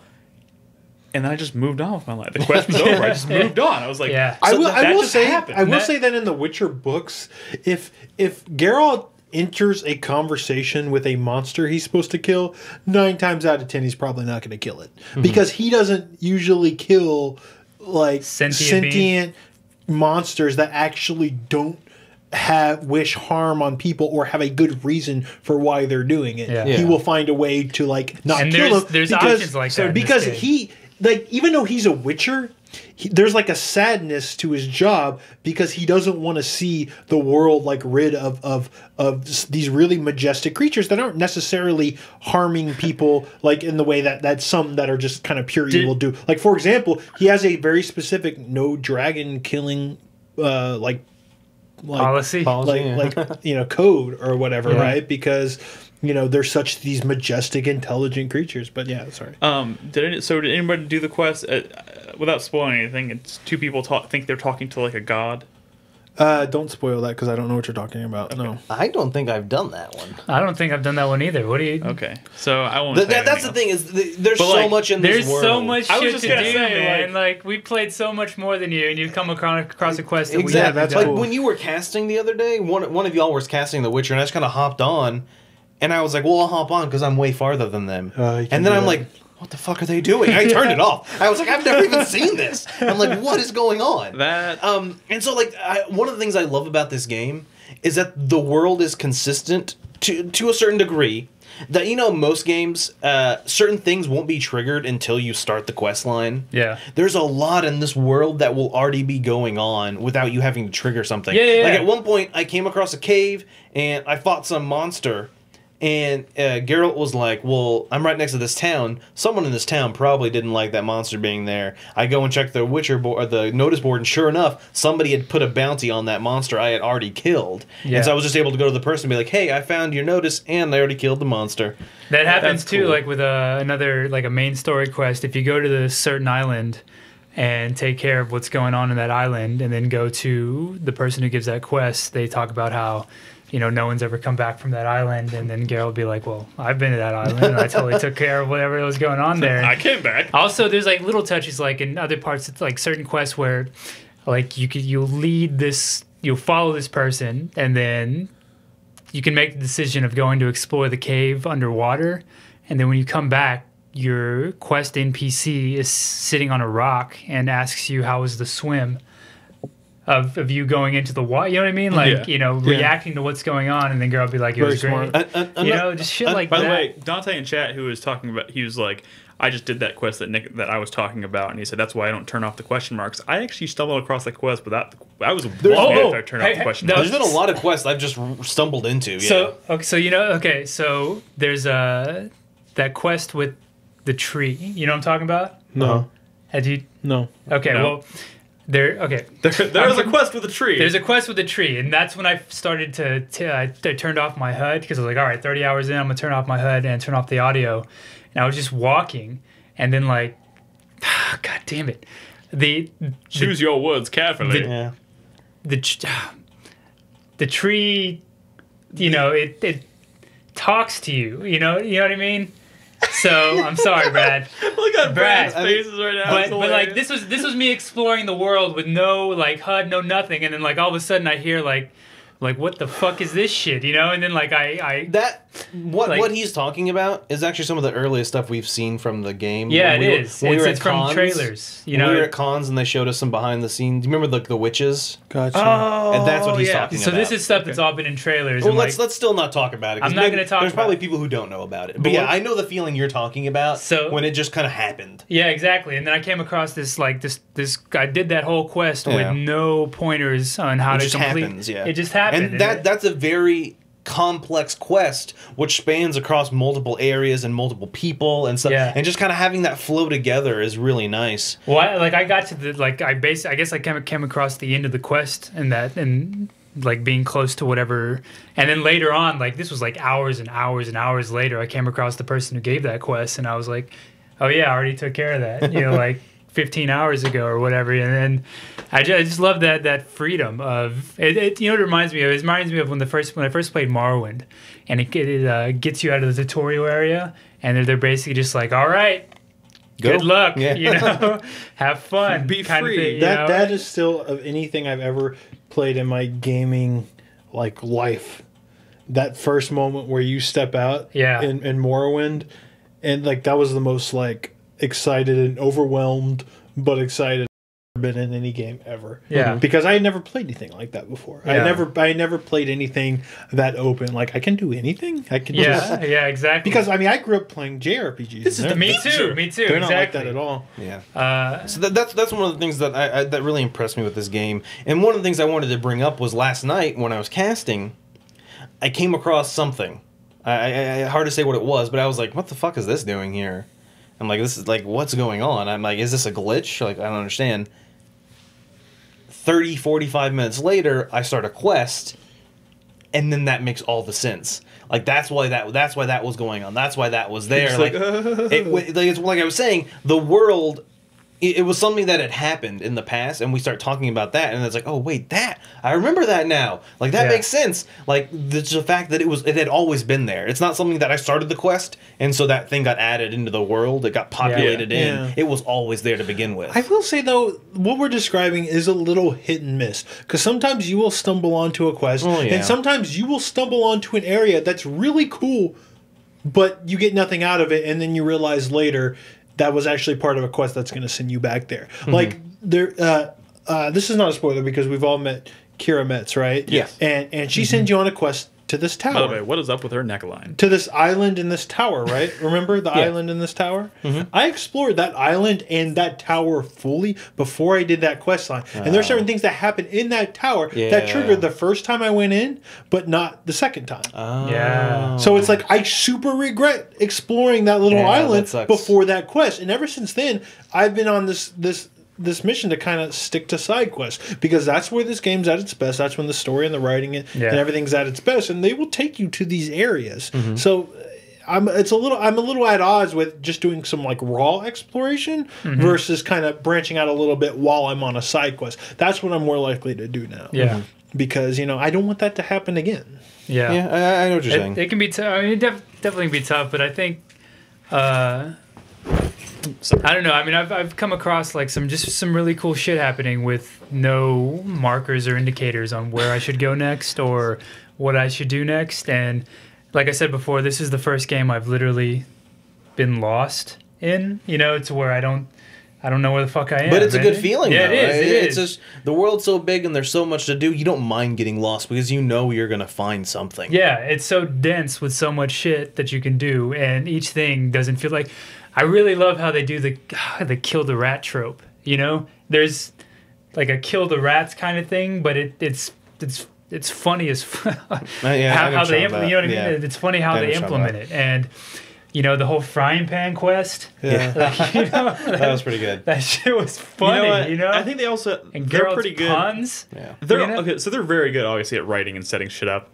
And I don't know if this was intentional, but I thought it was really funny because I was talking. So I did a quest for Kira, and then after we finished the discussion, we're just having a conversation, and she said something along the lines of, "If you ever want to, you can stop by my hut or whatever."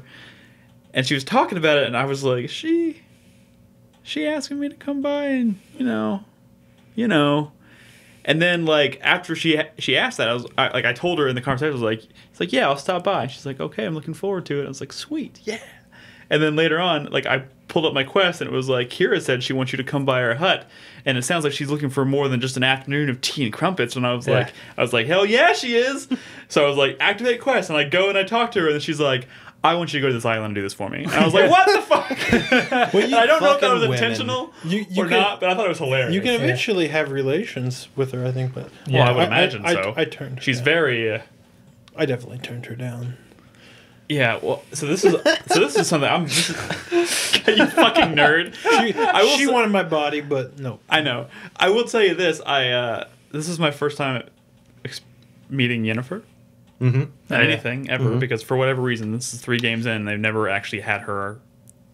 Was she in the first game at all? No. Not. They mentioned her a lot, but they never showed her. Yeah, they've mentioned her. Yeah. And having not read the books, I don't know anything about this character. He had amnesia. For most of the games. It is super weird that her and Ciri are not a focus at all of the first 2 games. It is super weird because that is what matters in the books. Yeah. Well, so it's weird that you're it is very weird. I will say this.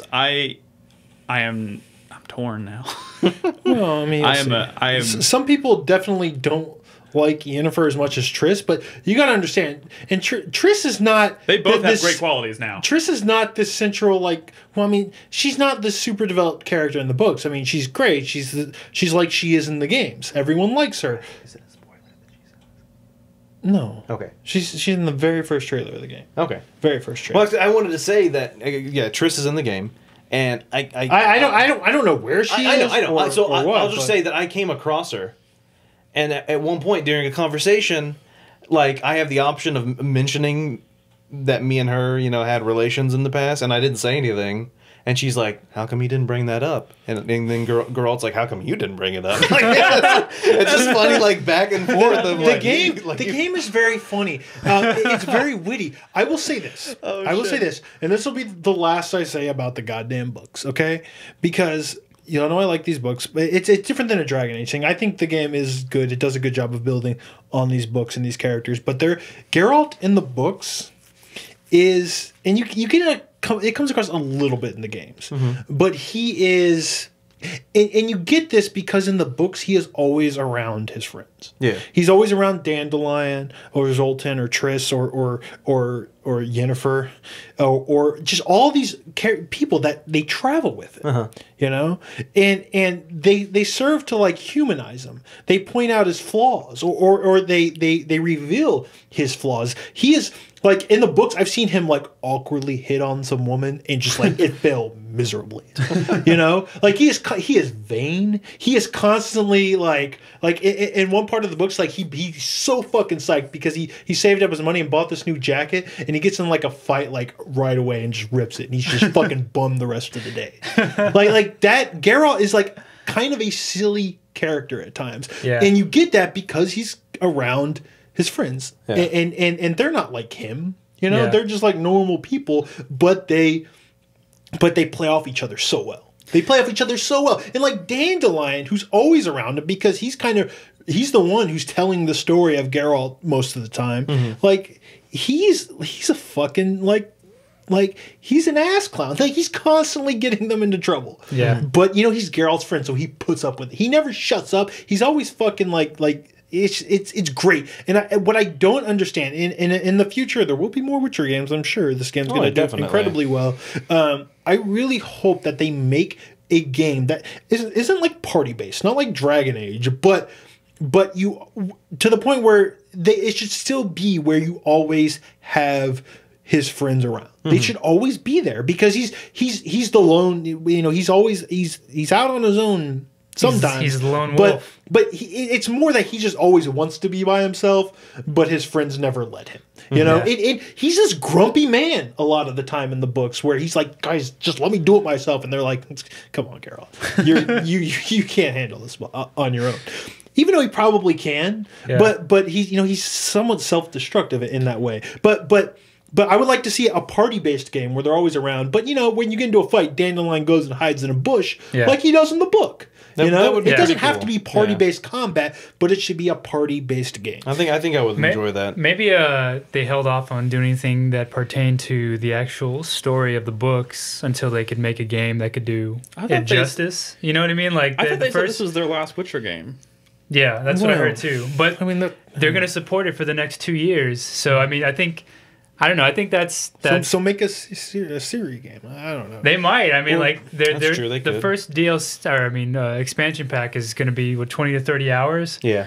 Of additional content and like another zone. I think they talked about. So if they over the next 2 years release 2, 3, 4 more zones as big as Velen, I mean that would just be like a whole other game in and of itself. Yeah, and definitely. I don't know. Like I definitely think that they waited until they could really encapsulate the story of the books and like really have the technology to have the facial animations in this game are awesome. Oh my god, yeah. The every single person is so detailed. Yeah. When you talk to people, it looks fucking good. Yeah, like even like things down to the eye movement. So like going off what you're saying with the books and stuff, I just think that they waited until they could do a game that could continue the story of The Witcher and do it justice. Yeah. So one thing that we haven't talked about yet is Gwent, and I wanted to talk about Gwent a Oh, little Gwent. bit. Yeah. Maybe I should get Crispy in here for this one. I don't. The old- I'll be honest. I have not. I have played 3 games of the Gwent, and I've lost all 3, and I haven't gone back. And I don't know if I intend to. It reminds me of the card game in FF9. Oh wait, FF8. Yeah. See, FF8. Triple I Triad. got Triple addicted to Triad. I got addicted to Triple Triad like it was crack cocaine, and I don't really know if I want to let myself be distracted from the actual game for another card game. So this game, Not that I'm trying to underplay, because I think it's really great. This game is simpler and also more complex than Triple Triad at the same time. Yeah. I mean, at its base, all it is there's 3 rounds, and out of 2 of those rounds, you want to have more points than the other person. Yeah. It's that simple. Where But- it gets in more complex is down to The cards. the how you use the cards and how you use your cards against the enemy. You know, it's not just throw down a bunch of powerful cards. It's more of a I know I've played this person before and I lost to them, but I know they had a lot of focus on melee combat. So what I'm going to do is I'm actually going to take out some of my melee guys, or only leave in weak melee guys, and I'm going to throw in a couple of like Blizzard cards. So that Take way, out when their- they're throwing in their melee guys and I'm doing ranged and siege units, I'll throw in a Blizzard. It won't affect me, but it will hurt them. Yeah.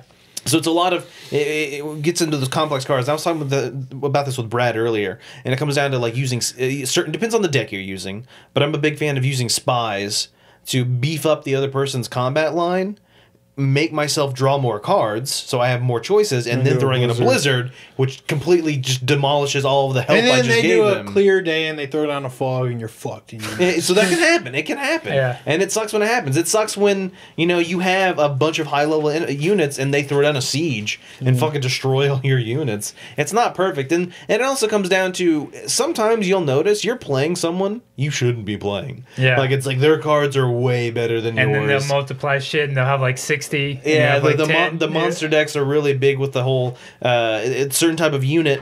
When you Are play you it, guys talking about Gwent? a little Yeah, bit. a little bit about Gwent. Fuck yeah. When they play that unit, it will pull from their deck every single other unit that has the same name, and they could go from they'll throw in a unit that's like 3, and it brings in like 5 cards, and all of a sudden they're at fucking 15, and it's like, wait, what? So I think GOG is going to release Gwent as its own separate game, and that you could play online with people. I Because mean, like that- how, I mean, how bad that's really That kind would of be cool. the popular thing to do these days. In Yeah. fact, what's it called? Obsidian Pillars. just announced that Pillars of Eternity is getting a card game. card That game. card game Sure, is card cool game. too. Yeah. Nice. I hope they release like a published one. That'd be cool. But Yeah. Gwent's weird though. Like I don't know how much A lot. like I probably Every haven't played single that much. merchant, every single blacksmith, everyone I've come to, I have played them and I have beat them. Every single one. I got series. Have you got series card? No. No. Oh my god, 15. Dude, I don't have 15. any cards. She is a universal card. She's a hero card. She's gonna be in any deck. She does 15 damage. Yeah. Wow. It's a fucking She's OP, just like in the game. Yeah. Like in the Uh, game. Well, Did you guys ever find like a She's got the dedicated- elder blood, man. like a dedicated Gwent dealer? No. Is there anyone I've not who found one just like sells that. cards? It's just random merchants will sell you a trying few to build cards. a deck is really so annoying. the crispy. like For the first 30 hours of this game, I Yeah. only used the Northern Realms deck. That's all I had. That's all I used. yeah. Now I have 2 other. The monster deck, I still can't use it. I still don't have enough cards. But the other Dude, those one, monster decks just apparently like get Pokemon. really It's just like fucking Pokemon. nasty. Yeah. they What do. deck is They like get Red just Mana? like out of control. The monster deck, I would say. The Geralt card's also well, 15. Well, there isn't really an analog because red mana in Magic just is a shit lot nukes about like creatures and burn stuff. Oh, spells yeah, and that's shit true. like Sorry, that. Escalade. There's nothing like So that. the burn spell is Scourge. What is it? Scourge? Scourge, whatever. And that's a universal card that you can Yeah. get that you can throw in any deck. But once again, this is what I was talking about with Brad earlier. Is you have to have 22 cards before you can start. Yeah. But special cards don't count towards that. So the more special cards you throw in, the bigger have to your have- deck gets. The bigger your deck gets, and then you're less likely to draw the cards you want to draw. You have to have 22 units. So yeah, 22 units are not counting special cards. Right. Like Well, weather effects, Hey. was it doppelganger? No, what is it called? Decoy. There's decoy. I don't know Decoy if is there's a special. doppelganger. No, decoy is the one I was thinking of. Okay. Is a special, and then the hero cards. But fucking decoy is one of the best cards. Did you see that somebody like made up printed out all the Gwent cards Oh, to where they're really? actually cards, and you can. Well, the special Build a deck. edition came with the Yeah, it came with decks. decks. Yeah, the special Dude, edition. I was gonna buy some off eBay, but they're like $70. Holy It's like, shit. How many cards are they? I think there's It's 120. 2 decks. One's a Some- Northern Realms. One's a I mean, in Nilfgaard. the Does anybody know how many Collector's cards that's what I'm saying. Like the 2 decks. there are in the Gwyn I decks? think they're like. I don't know. I want to say like 30 cards or something like that. I don't know. I don't know. I wish there was like an attack phase or something. No, it's it's just- really weird. Building up points just seems kind of weird. It's really 'Cause weird. it's a like, the battle, whole- you know? The Yeah. whole like ebb and flow of the game is very different from something like Magic or Yeah. something that was derived from Magic, like Hearthstone, where you don't. It's not really like. Yeah, you're not really like casting spells and like, all right, I'm gonna attack you in my attack phase or anything Yeah. like that. it's just you take turns. Yeah, it's just lay down cards, lay down what you have, and just hope that he doesn't have like that one card that's going to Just completely 150. wipe out your row. That Which you've been can working happen, on. Like, which yeah. sucks, and that's what I'm saying. Sometimes I'll play a person a few times just to kind of learn their style, learn the cards they use. It seems like it's really weird too compared to another game, another one of those type of games like Magic or Hearthstone. Like when you build a deck in Magic, like you have to make sure that whole deck works. Yeah. together. Okay. Oh, Like that definitely. whole deck synergizes. It doesn't seem like it's that crucial in Gwent because there's no draw. Like you get your Correct. 10 cards. If you're Northern Realms and you win a round, you get to draw one more card. You can use your spies to like try to draw a greater variety of cards.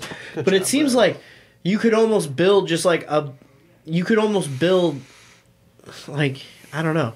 You could just throw a shit ton of cards in there. And you're only going to be able to play like the 1 or 2 strategies that actually present themselves. So- throughout Do the what- leader cards change the way you strategize? Yes, they do. So what I will say, Crispy, is I think you're still early on. You don't have enough cards. Eventually, it does really. The cards you use can change how you play, the way you use. The decks are very different from each other.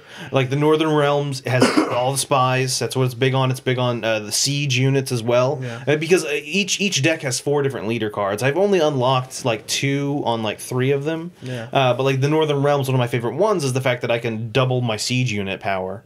Oh, is that one of them? That's one of the ones. Because remember, we were talking about it, how you unlocked a leader card, Yeah. but I unlocked a different one from you. I don't know why we unlocked 2 different leader cards, but the one I unlocked doubles my siege units. And then I also have some of those trumpet guys in there, so I can fucking double like a bunch of shit, so that's useful. But the Scoia'tael, their units are big on having units that can be either ranged or melee, and they also have a lot of units that are healers, and the healers are the ones that can pull guys out of your discard pile and bring them back in. I've gone against one Scoia'tael deck and it was a real dick because of that. Yeah, Like, yeah. And so you kind of have to learn how to go against them, especially learning how monster deck works. Monsters have a lot of melee and frontline things, and then Monsters are the ones that like get out of control with just having like 12 different like, Yeah, like all Yeah. this in shit's one row. So like, every time I go up against a monster deck, I'm bringing blizzards because I'm gonna fucking need them. yeah. Yeah. And so I like so several people have asked me if they think the AI cheats. I don't think it does. I honestly don't, because sometimes they do some pretty stupid things. Like there's been times where it's like they'll win the first round and then it's their turn and they just pass. And I'm like, wait, you what? know- So I just put down my lowest level card and win the second round. What fucking like why? The AI seems like it would be kind of limited to the point where it would make cards like the ones you're saying that where you swap out a card that you already had on the board with like a low A decoy? like a decoy or like a healer like you were describing. Oh no, they do that a lot. No, I know they use it, but I feel like the AI wouldn't be able to handle you doing it. No, they can. Like a lot of times, what happens is I'll throw a spy, they'll throw a decoy and pick up my spy, play it back on me, and then I'll throw the decoy again and pick back up my spy because I'll have another and then kind of do that kind of shit. Yeah. A lot of the AI, especially with the Scoia'tael, when they have those healers, they will focus on like not really carrying the first round and throwing out all of their heavy units because they know the second round they can throw down those healers and bring those heavy units back out of the discard pile.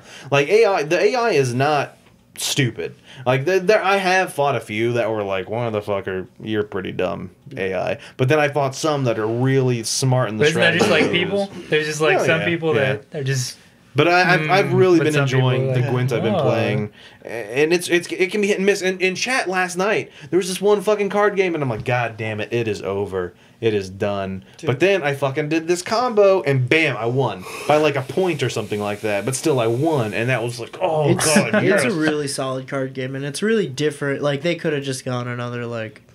They could have basically made, like, a Hearthstone knockoff if Yeah. they Yeah. wanted to. Maybe, I mean, like, I And- think that And they did something really different, which is cool. If the cards were, like... I probably would have, like, actually pursued buying those, like, real physical decks if the cards were just, like, a little cooler. Yeah, Like, that was me. I Sorry. feel like... I don't know. And again, I'm still, like, pretty low level. I haven't gotten a lot of, like, high-level cards or anything like that, but... It's all just So like the what I would same, suggest, Crispy, like, dude, is going to towns, talking to merchants, and buying the cards they have available. Yeah, I never have enough money. Oh really? Yeah, I'm always out of Dude, money. I never Really? have money. Dude, in sell this some game. shit. Like, Yeah, I don't no, know I what to do. sell. make a no make the hang on. Or the problem is, I'll go into like my crafting components and look for shit to sell, and it'll be like, oh, I can sell this one plate of metal for 300 gold, but why is it so valuable? Like, I need to just hang on to that. I guess I'm probably never gonna see one again. No. I had that same thing. There's these things called the Demetrium plates Yeah. or Dementium plates. Demetrium, or whatever it is. Don't yeah.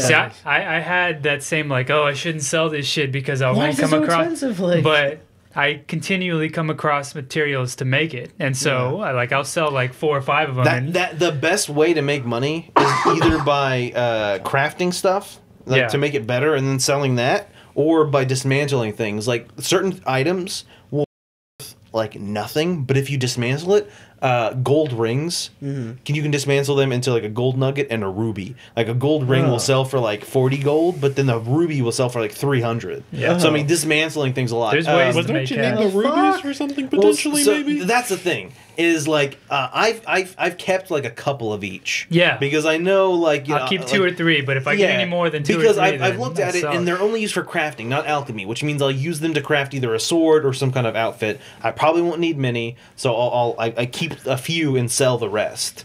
What is it? Every time I'm near docks, I always search everything because I look for seashells. Yeah. The seashells you can break down into pearls. Pearls And sell for a pearls sell lot. for a lot. Yeah. Yeah. So you kind of, and that's the I thing, haven't- you kind of have to Yeah. learn, and it sucks because it takes a shit ton of trial and error. haven't But I will heard of say, I'm 62 hours into the game, and I have like 19,000 gold. What? Yeah, that's crazy. Sorting options would be nice. Yeah. Yeah, no, oh my god, it would make a lot of I don't difference. think I've ever broken like 300 or 400. But gold. a lot Really? of my money has Yeah. come from quests.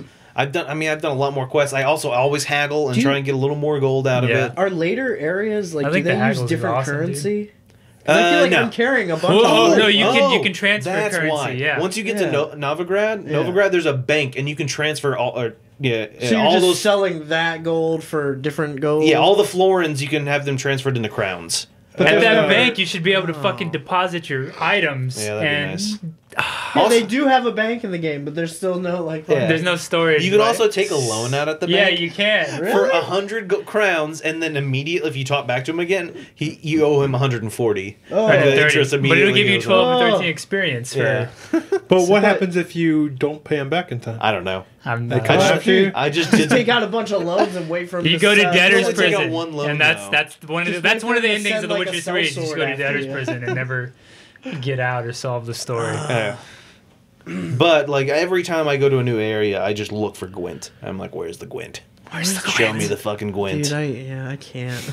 I haven't been focused. I've I played don't it, want to because but I haven't focused on it too much because there's just so much fucking game, man. yeah, Like, there's just so definitely. much game. Yeah. I figure I'm gonna get into Gwent like right when I'm like right before the end of the game and be like, all right, now it's time to will get into say Gwent. that MGS told me he missed a couple of Gwent related quests.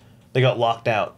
Really? He got too far in the story. Oh, So if there's a shit. side quest with Gwent, I would say do it. The problem with that is some of those, they're like, it's like one's like big city players, and you have to go to the city and fight the toughest players in that city. But if you haven't been playing Gwent, you might not have enough cards. Yeah. So it's kind of like yeah. That's true because most of the people you beat do give you. Every time you beat someone, they will get give you a card. A good card. Sometimes it's like Every time you beat, like when you beat them once. the first right? time, yeah. okay. Every time afterwards, they just give you random items. But the first time, they will always That's give you what a I card. need to do. I just need to step my Gwent game up. That's all. Mm-hmm. That's all I need. I like some how more money. the brawling in this game is real time as opposed to button combination. Like the And even if, for like- sport. And even if they're tough question mark mob or whatever, you can still beat them. Oh, if you- I as part of like the brawling quest line, I was level I think 13 or something, and I beat a guy that was like 24. Yeah. Just because you really have to fucking time your counters and shit. But I like the options there to beat it. Like I beat this one quest in Novigrad at level 4, and it was a level 24 quest. Gee, you got to Novigrad when you were level 4? Jesus. Yeah. I didn't get there until I was like level 12. Level 4. I wanted to see But the you could city. just go there, Wait, You right? can. Wait, Well- Novigrad's the city in Velen, right? Yeah. The big Well, one. no, up north. Oxenfort is the Wait. one that's off to the side. That's on like a little But island. those two things are those Novigrad. two cities. One of the two cities are separated on the big map, but you can still be you can go to each one Like, within you- that one map. yeah, Yeah, it's yeah. only Skellig. Oh, really? Yeah. Huh. Skellige's the only one that you actually it's have to a go to. different map. Yeah. And the other. I wish place. they were all the white connected. orchard. I That would be wish they nice, were all yeah. And the other. connected. Have you been? Or Wait. Anyway. We need to wrap up. Yeah, I agree. Yeah. oh, On okay. the Witcher talk. Yeah. All right. Which, Witcher, I love it. It's my number one game of all I time. want you to wait until you finish this game and then tell me that. Okay, but I'm still that makes saying me a little uncomfortable. What if it takes like you get burnt out, or it takes a big dive, or like the story sucks at the end? 60 hours in and still a shit ton of game Are, left to play. are you two have played y'all like in Siri? Yeah, Definitely. She's her Without going into character's, details. yeah, her character's likable. I, And, I like it. It's kind of sucks that when you Play as her, when you don't pl- have signs. You don't have a lot. Like you can't access. You can pick up stuff off the ground, but then you can't access that in your inventory. So I'm like, what's the fucking and her point? missions are all really linear. Yeah, they but- are. Yeah. But I do like her as a character. I like the fucking She's really warp cool. ability she has, and Yeah. combat's fun with her. Yeah, that like I wish I could get that on Geralt, like, Right? like level it up to get like that little like blink thing she does. Yeah, 'cause it's fucking sweet. helpful. Yeah. that is pretty sweet. Yeah, Number I one game guess- of all time. That, you heard it from Mike. Yeah. Stop making games. You'll never do Stop, better than that's this. it. Who is departing the Oh, second? Why I don't you can. just Here. why don't you just No, Just thank you. right here, sir. Appreciate the offer. got All got enough lap to go around? Well, that was some good Witchering. Yeah, go play more. Thanks for chatting with us, Mike. Definitely. Love you, Mike. Try to play with no HUD, guys. Try to fucking play with no I'm doing HUD. that what? tonight. I'm gonna go. For I at am least going to the go 2 hours. seriously reduce my HUD tonight. I turn off the Music. the music. Turn off the music. Yeah. I mean, the music's great, but just try to turn it off and no HUD and see where it takes you. I'm gonna Cool. do that. I'll keep you posted on Twitter All right. or Sounds via good. text. Either one. Have fun, bro. Later, guys. GG, Mike. All right. It is time for. I don't want News to turn and off the community. music. Do we want to bring up news, or do you want to save Nah, your news skip topics it. for? We'll skip it. Skip it. I'm gonna bring up my news topic in Your minute. 4-player minute. So, Noah, Go for it. I don't want to do the whole thing. You just want to do chatter of the I just wanna do week? chatter of the week. Oh, okay. or maybe just read the shameful secret. I don't care. This is funny. Well, it's time for everybody's favorite part of the show. It's community. Woo! Everyone loves it. I wasn't ready, so I got to pull it up real quick. But first, I would like to thank. We did get 2 new patrons Yes. in the past week, and so I would like to Yeah. thank them for being patrons. No internet connection. Fuck, I didn't update my Wi-Fi. Do you keep it in your dock, or is that? Yeah, it's the first slide in the dock. On the bottom, I think, is where you get it. No, maybe not. Oh, you're not using the app. Yeah. Oh, here we go. Here we go. Okay. At the very bottom? Very They'll bottom be of the highlighted. list. Oh, here we go. Sean. I'm assuming that's Sean. What's up, Sean? Sean and Is he a Kevin. Sean or a Sean? Well, it's actually Sean. Type that in Sean. real It's- quick. he typed it in all weird. I don't know if that was just some typo on Nolan's part, but it's S. Oh, yeah, no, that's how it showed up in the Patreon doc. I would assume it's Sean, though. Sajin. It's just like a weird character. And Kevin. Both Sean and Kevin became our patrons this week. Thank you, Sean and Kevin. Thank you, Thank Sean you. and Kevin. If you are interested in supporting us via Patreon, you can find us on patreon.com/4player. What is up with Sean? It could be Sean, or Sean. They're all spelled different. Sean! Wait, what was that last one? Sean. Sean. S-H-A-W-N. Sean. Thin. Sean. Sean. Sean. Sean. Oh my God. Yep. From Kincaid, West Virginia. Exactly. Our subscriber of the month is still True Facts because it's still May for a couple more days. His game was Diddy Kong Racing. I think Brad said he's going to be playing a little bit of that tomorrow, right? Or Sunday. Or Sunday. Sometime this weekend. Sometime this weekend. A few more days left in that. I need to get him a shirt. Oh, yeah. If you aren't a supporter, either through subscribing to us on Twitch or backing us on Patreon, if you do it in the next couple of days, you're entered in to be our new supporter of the month. Mm-hmm. That's all you got to do is either be a subscriber or a patron, and you're automatically entered in. Automatically. We play a game of your choice throughout the month. I did several Diddy Kong Racing playthroughs on the feed, and then you get a exclusive supporter of the month shirt. What does it say? Does it does say subscriber of the month. Should we update that? Maybe I should We'll probably update that shirt because when we had it, I designed that lovely shirt. We didn't have patrons when we designed the shirt. Yeah. All right. And I'm not necessarily an artiste. Yeah. If we have any artistes out there who'd like to help us out with that, so then, I'm all do ears. you want to do chat or questions first? Why don't we do questions first? All right, cool. First question this week is from Sean. I think it's the same Sean. This time it just has the tick above the A. Whoa. Is it really? Yeah. Oh, he put it on last week's post because you're on top of shit. Okay. Yeah, I'm on top of shit. We have a new question that just came in this last 30 minutes, too. Well, they're late. Oh. They missed the deadline. I told them they weren't. Never mind. So Sean asks, hey guys, big fan of your work. Thank you. People usually talk about games when it comes to nostalgia, but do the menus on consoles ever give you the same feelings of nostalgia? I realize it's not old, but whenever I boot up my Wii, the menu system and music remind me of summer spent doing Wii bowling with the family. It means a lot to me, and I have moved away from the family to start my current job in the last year. Likewise, the GameCube menu reminds me of all weekend Melee sessions I would have with my best friend.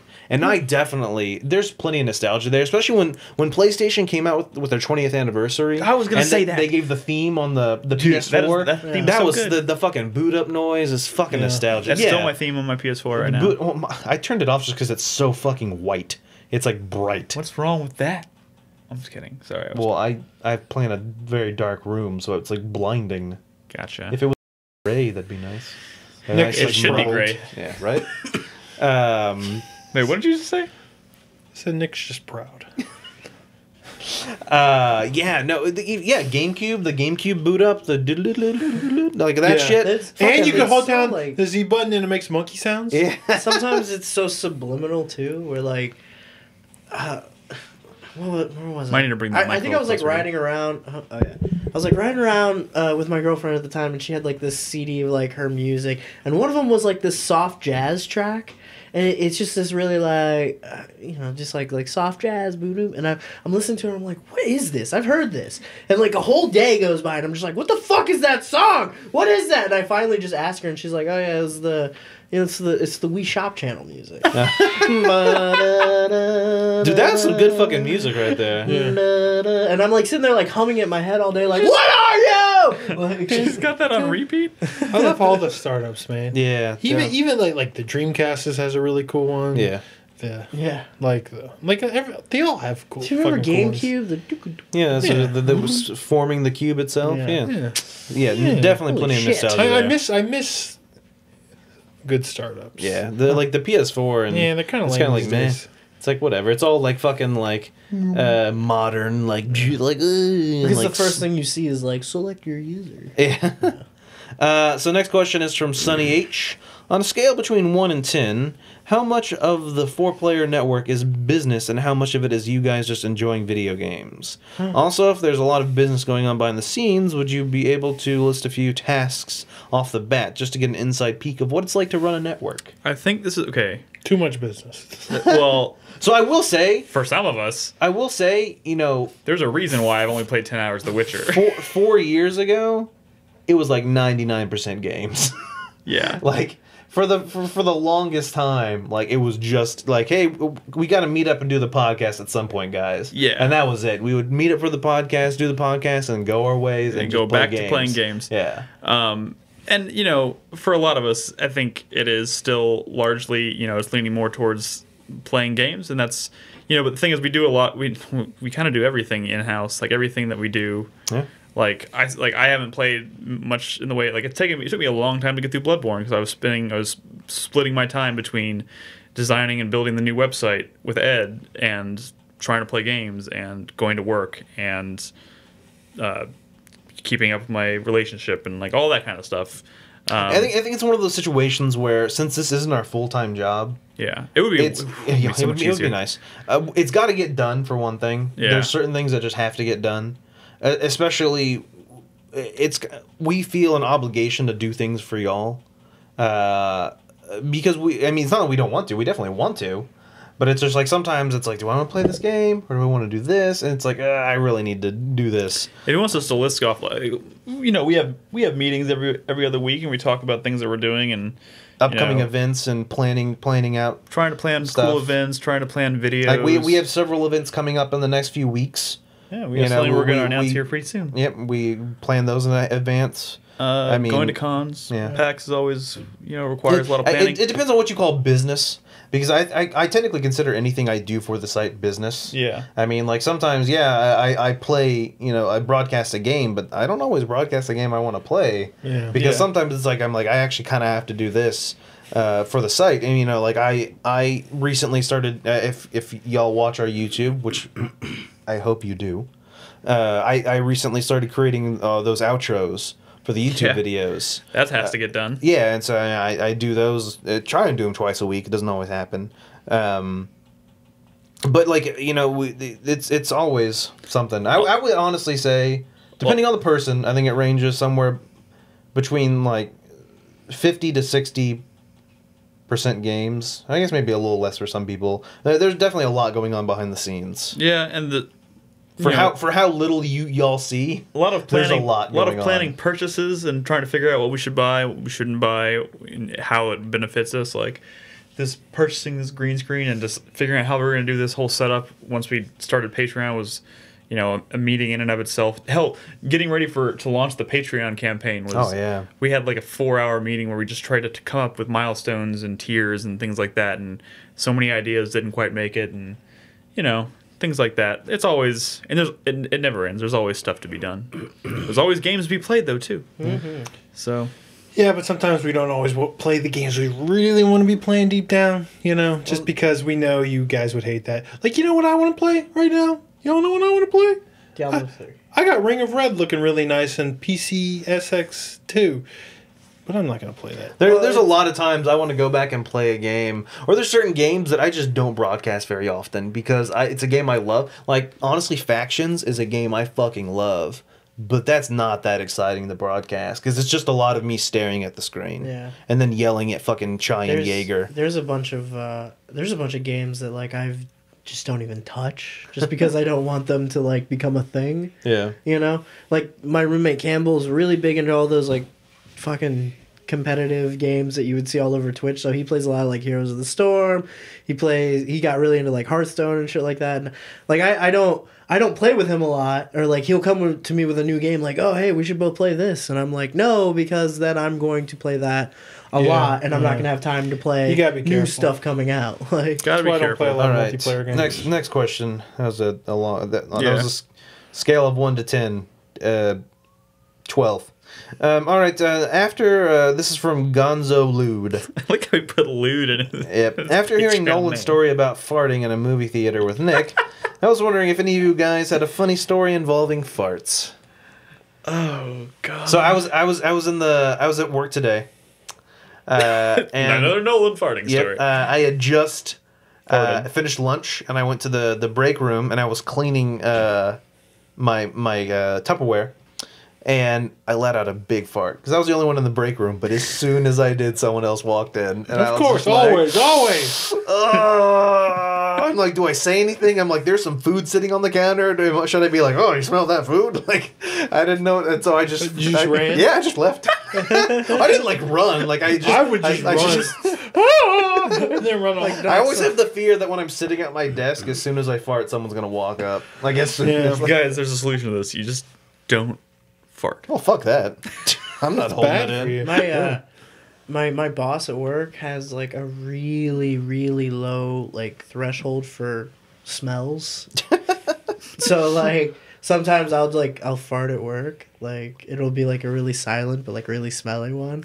And he'll like walk behind me like behind the counter or something like that and smell it and then just go like and just start like gagging and have to like go outside.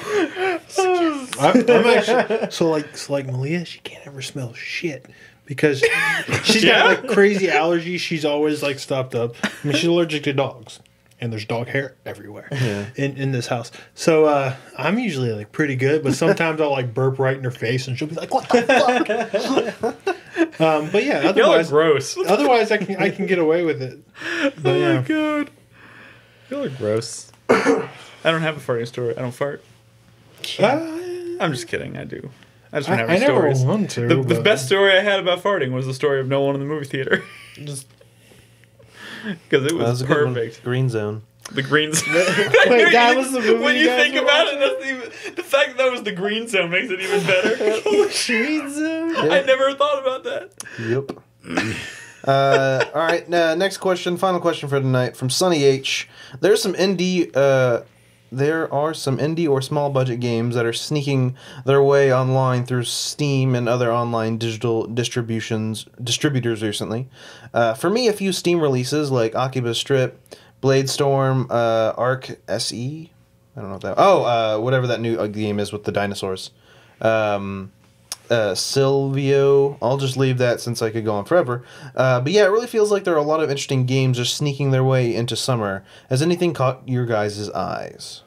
Summer? Yeah, indie games coming up recently. Well, Massive Chalice is not only coming out in June, but it's a games with gold game. It looks like For Chris June. Davis would like Summer us to of mention Gold? Chroma Summer of- Squad. No, Games with Gold. It's going to be Games free. for gold. What is that? Games for Xbox. Gold. It's the PlayStation Plus of Xbox. Oh, yeah. They're actually getting Massive Chalice for free next month. That's great. Oh, wow, that's cool. Yeah, so I'm pretty psyched for that. And Batman. Is Invisible Ink indie? Yeah. Yeah, wait, what did he ask? There's some indie or small budget games. They're Nick sneaking out is- over the summer. Nick is really looking forward to Cobra Club. God, dude, I saw so that article popped up on Kotaku today on my phone, and I swear to God, I thought someone had like broken into their offices and like posted some Posted a shit or joke. something because there were dick pics all over my phone. Wow. Like I was like, what is that? And I clicked on it, and it was just like this is the longest article I've ever read, and it was fucking just dick pics everywhere. What is this? Cobra Club? Cobra Club is It's- it's a game about taking dick pics. Yeah, it's a game where you just try to virtually take really good dick pics. And then there's like it's like a social media app thing, and there's characters that'll like want to talk to you and like Based on your dick pic. trade dick pics with you. It's supposed to be But like their a, article straight like up a gay has dating site. like or their something. article has Like real dicks? Well, it has screenshots, Well, but then there was one that was they're like, like- literally just a man with his dick out, like a real man They're 3D models With a but real yeah. dick? with a real dick. Yeah. So that just made me think of There's a slide too where you can like adjust his erection and everything. Like, Oh my god! there's a new game coming out. It's a Japanese game where it's like a social game. You're a guy in like a high school or something, and one of the aspects is taking up skirts, like Oh, God. pictures up girls' skirts. It looks kind of funny just because he's laying on the ground and like sliding, just like Like a snake. yeah, exactly.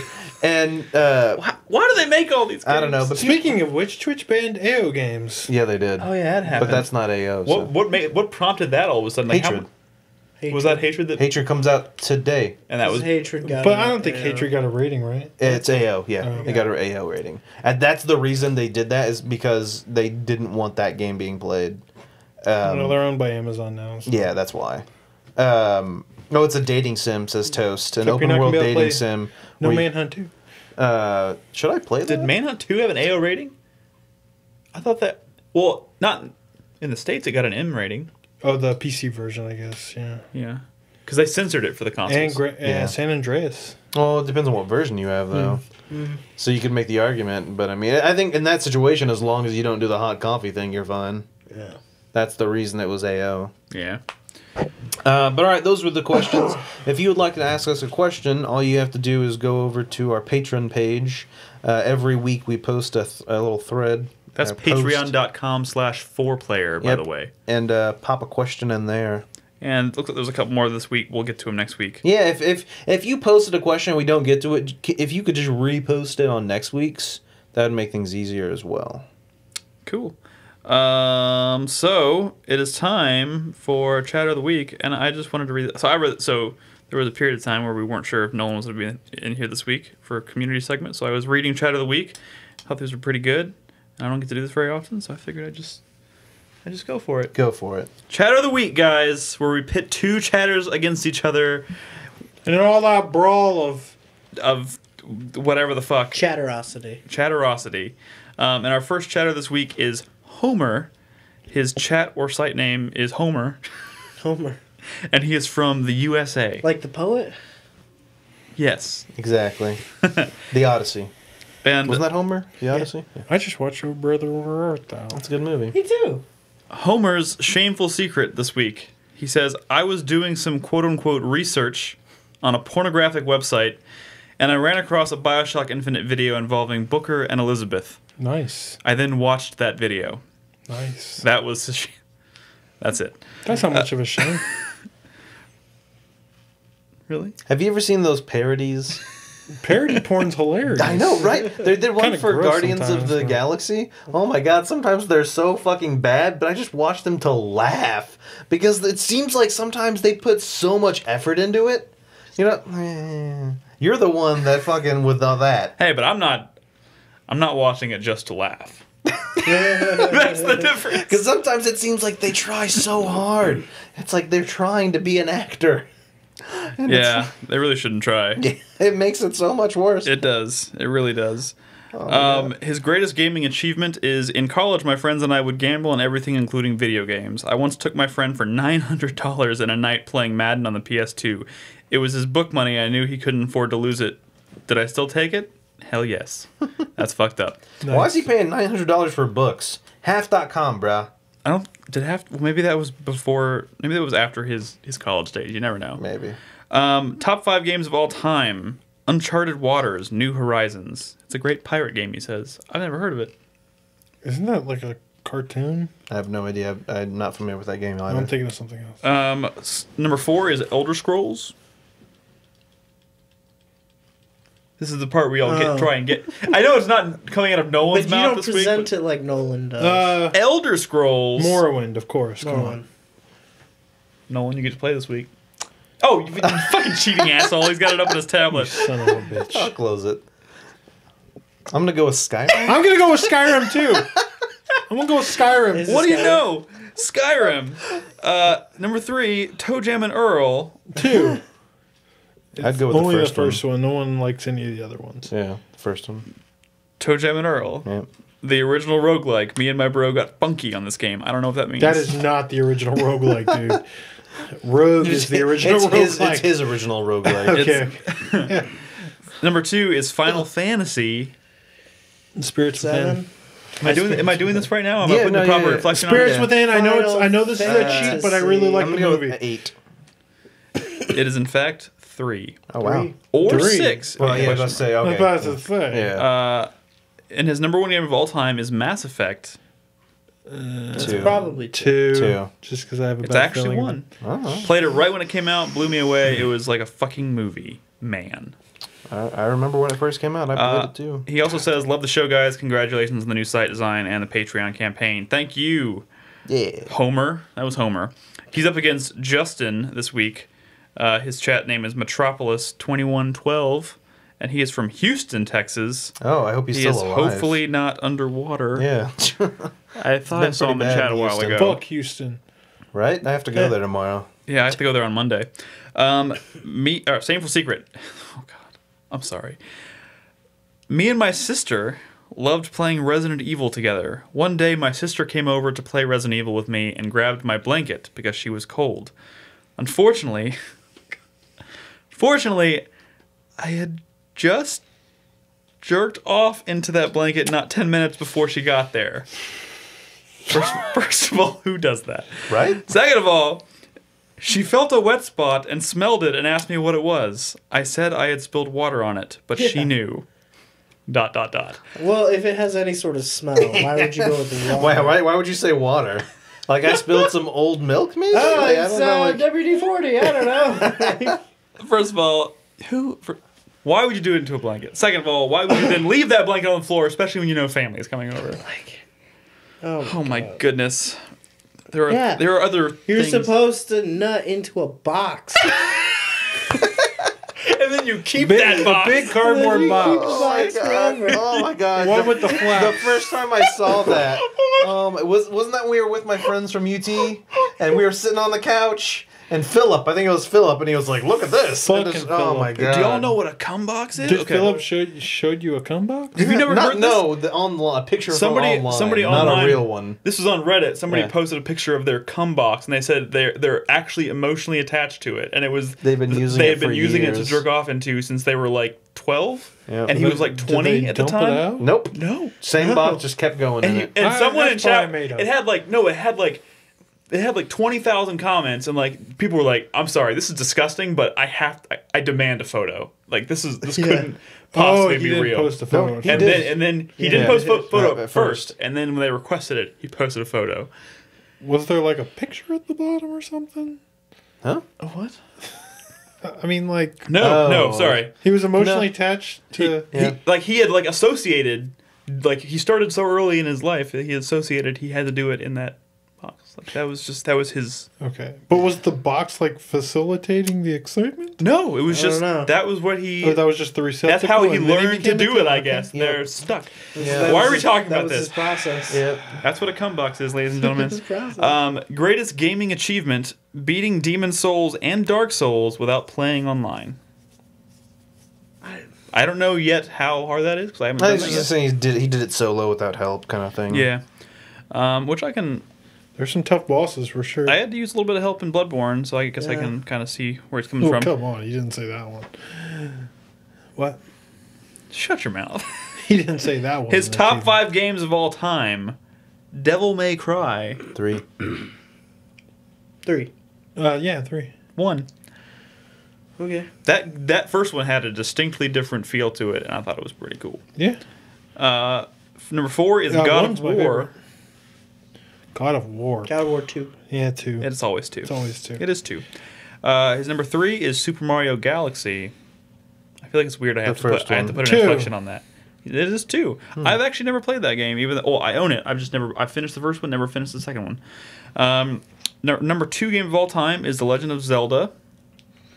Ocarina of Time. Wind Waker. That is not an Link to answer, the Chris. It's Ocarina of Time. That is the correct choice. His number 1 game of all time, though, is Dark Souls. 1. The first one. Yes, correct. Yeah. So that is Metropolis versus Homer, who... Go with Homer. I'm going with Homer. Go with Homer. Yeah. Going with Homer. Homer's top Because 5 was of the- Uncharted Waters, Skyrim, Toe Jam and Earl, Final Fantasy 3, and Mass Effect 1. I liked his top 5 better. I did like his story about doing research on the pornographic site. I thought it was funny. I'm going to go with Booker. That's not Booker. I know what you're thinking about. You know what he's doing when he goes home tonight? Go with Homer. Nick, get your cum box ready. Oh, when we get home tonight. Booker to win. Oh, Nick. Nolan, what's your choice? Oh, God, why would you... Oh, he showed me. Is that the picture? He Yeah. found the picture. Someone in chat said there's mold. Homer. Yeah. Dude, look It's at been it. in there for like... He was like 20 when he wrote it. He There's started protein in there. Stuff's gonna find the protein and be like, Congratulations! I'm also gonna not vote for Metropolis for bringing that up. Well, I guess he didn't intentionally bring that up. Did we bring that up? That didn't even come You up. brought that up. No, somebody you brought up coming into a box, or It was me. it was Chris. It was crispy. So I'm going to go with Metropolis. Who's Metropolis? Was that his name? His name was Justin, but his chat name is Metropolis. Oh, okay. Yeah. I must have missed that. It looks like Homer though is our chatter of the week this week for episode 413. Congratulations, Homer! Yay! What does he win, Nolan? We're waiting on you. A box full of cum. He wins like The trading cards. oh yeah. Yeah. I sent you the templates. Let's go ahead and just rewind a little bit back to that whole question about work versus play thing, and go ahead and add that to the list of tasks. I apparently need to design some printable, professional-looking playing cards. Yep. based Trading off of cards. Nolan's. Sorry, trading cards based off of Nolan's template. Fuck. You can make your own template. That's right, I could. Yeah. Maybe I will. Do it. Congratulations, Homer. You are Chatter of the Week.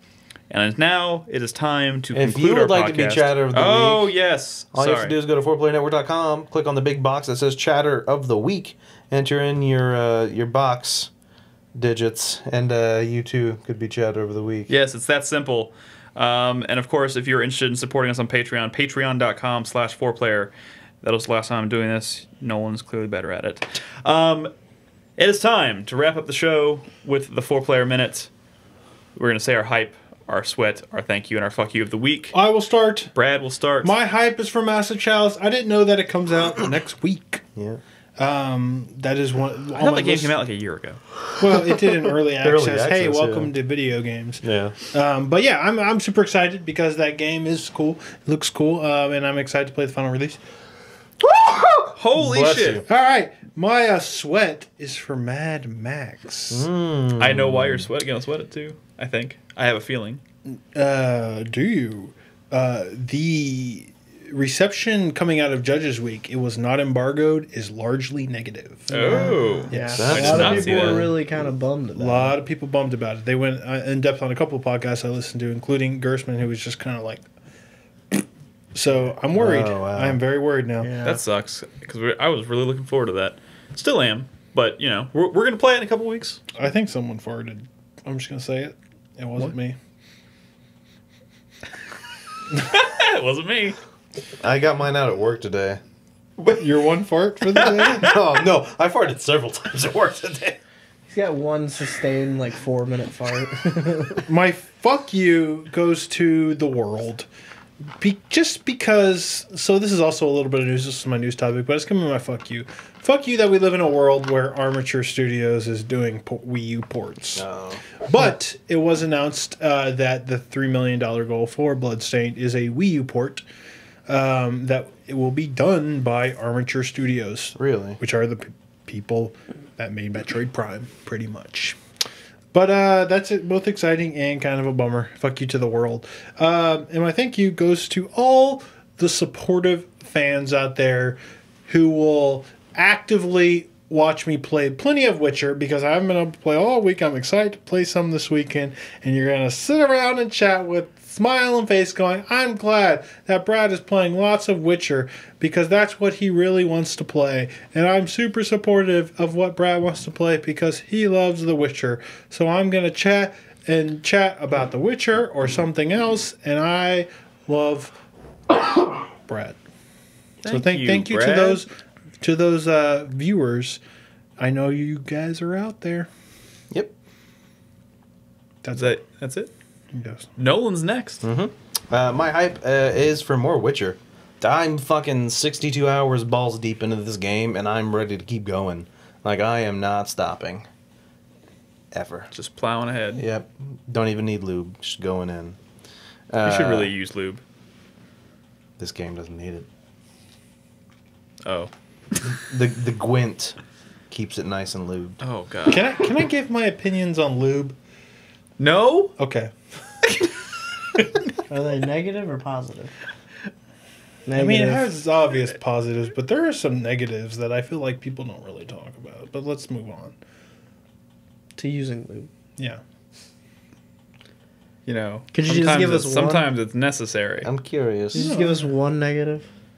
Just gets everywhere. Oh my god. Do you just have like a vat of it? Like, Do you commit yourself? I just I was getting everywhere. You just like a 5-gallon drum of lube and just. Here's the important question, Brad, and this is a very important question about your your tub of lube. Is it water based or silicone based? It is, of course, water based. I gotta say, I'm a little persnickity in bed. This is way too much information.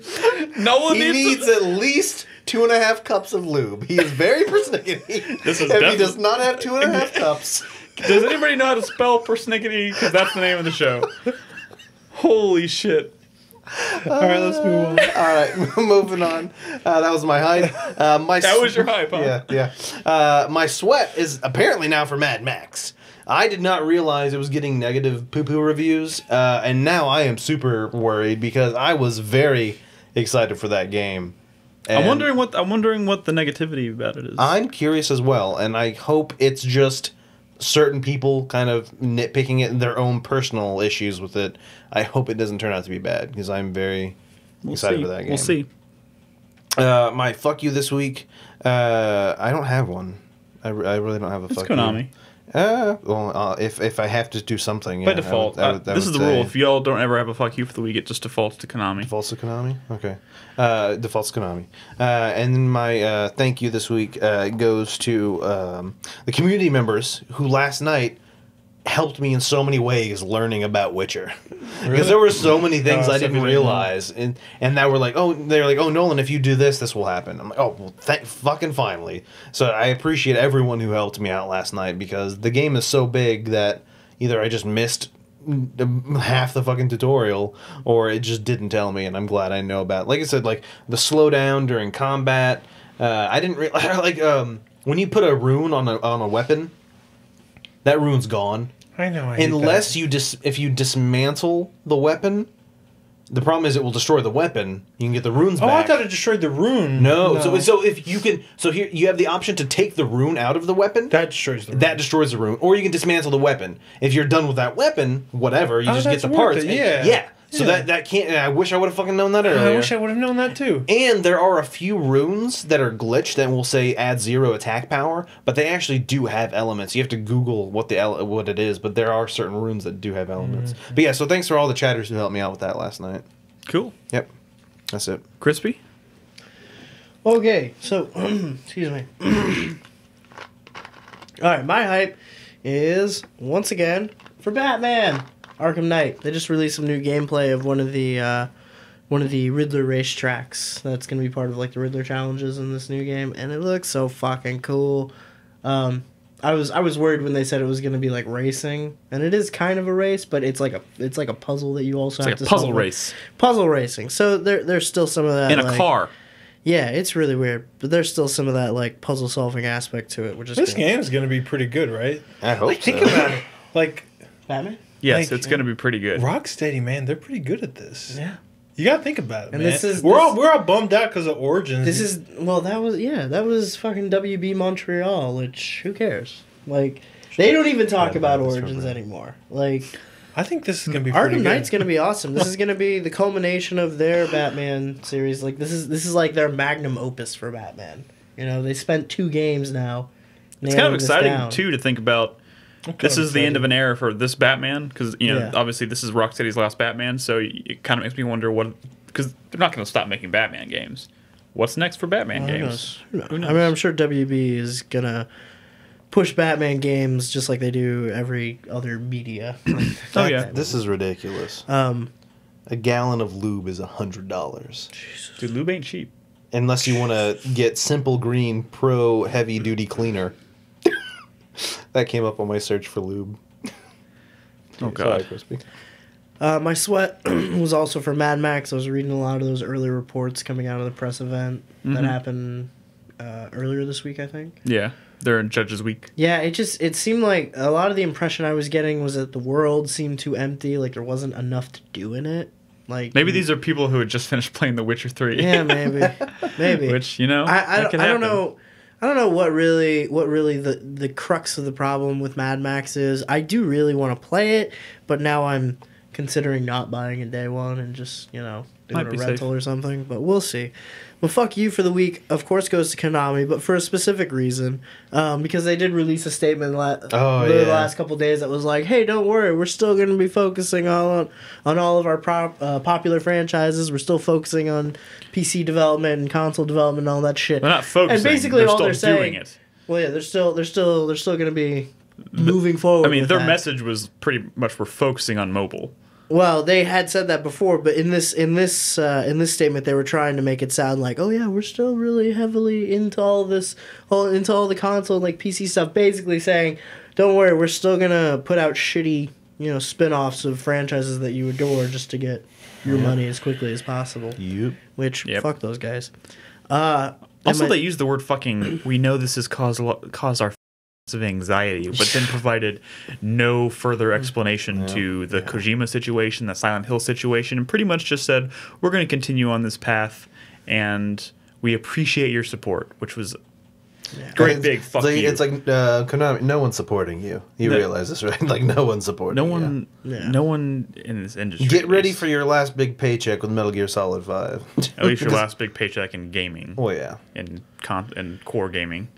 And my thank you for the week goes to CD Projekt Red, just for being cool dudes. Good guy, CD Projekt Red. Yep. You know, they're pretty upstanding developers. Seem to listen and take in suggestions and criticisms from their fan base. Hopefully, in a very constructive way. I hope they listen to this podcast because we do love the game, but some of those things we suggested would make that game so much better. That would be cool if they listened to this podcast. We did talk a lot about it.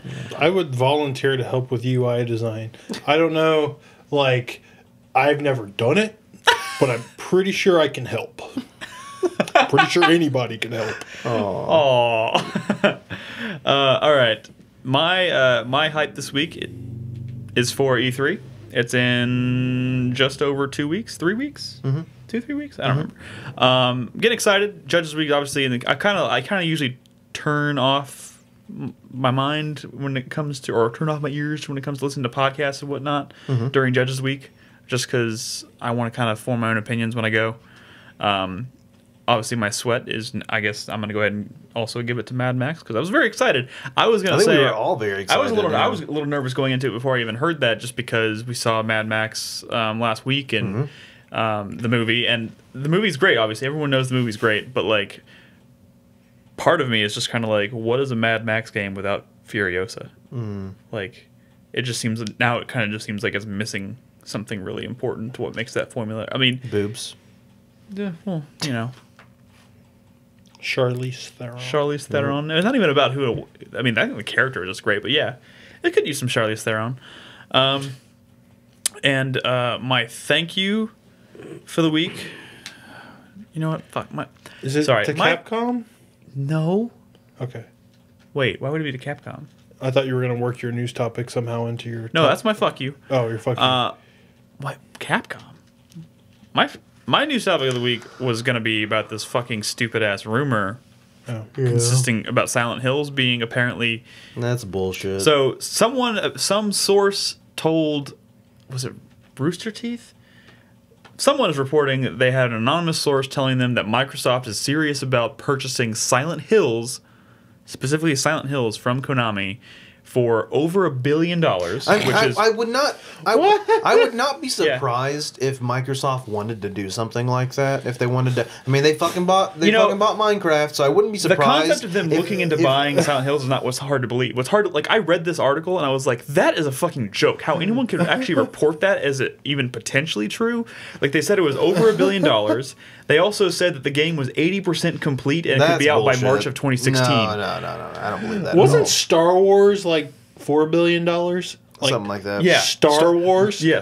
Disney, the entirety of the franchise. The entirety of Star Wars? Yes. There's like the fact there's no way any bit of that is true. I wouldn't be surprised if Microsoft was like stepping in and like interested in like, hey, you want to sell that to us? I don't think Konami would ever consider doing it just because they would never let someone else make money off of their franchise, even though they're not doing jack shit with it. But just the fact that someone reported that rumor and it almost seemed like clickbait. Like, apparently they added clickbait to the dictionary.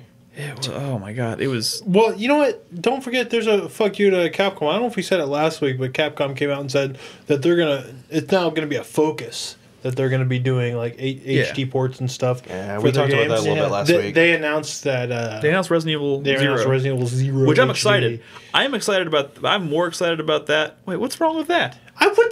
Capcom, like way more than Konami, has all these IPs that they're doing nothing with. Wait, what do you mean way more than Konami?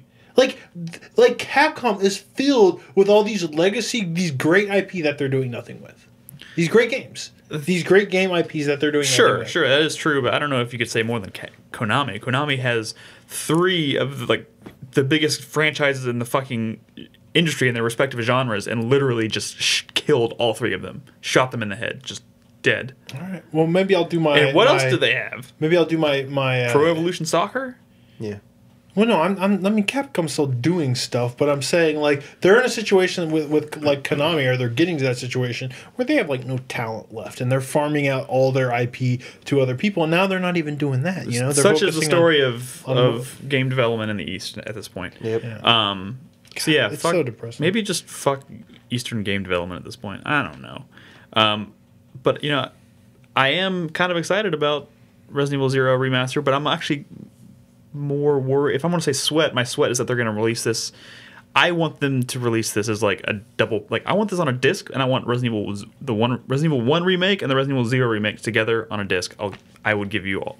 I would just throw money at you if you had that. But How about Resident Evil 2's maybe remake? I mean, who knows? Maybe they'll remake Resident Nah, Evil 2. that would at cost this point. money and talent. That would cost money and talent. Who knows? Anyways, that is the show, guys. Yep. Sorry for the late show this week. We had a scheduling conflict, so we ended up on Friday instead of Tuesday. But we'll be back to our regularly scheduled podcast next week. And 4playernetwork.com is the website. Stick around, stick with us. We broadcast games every single night over at 4pp.tv. And of course, we're gearing up for E3, and we have some stuff to announce before that. So it should be an exciting couple of weeks. So, yeah, that's it. Thanks, guys. Thanks for listening. Thank you. We'll see you next week. Bye.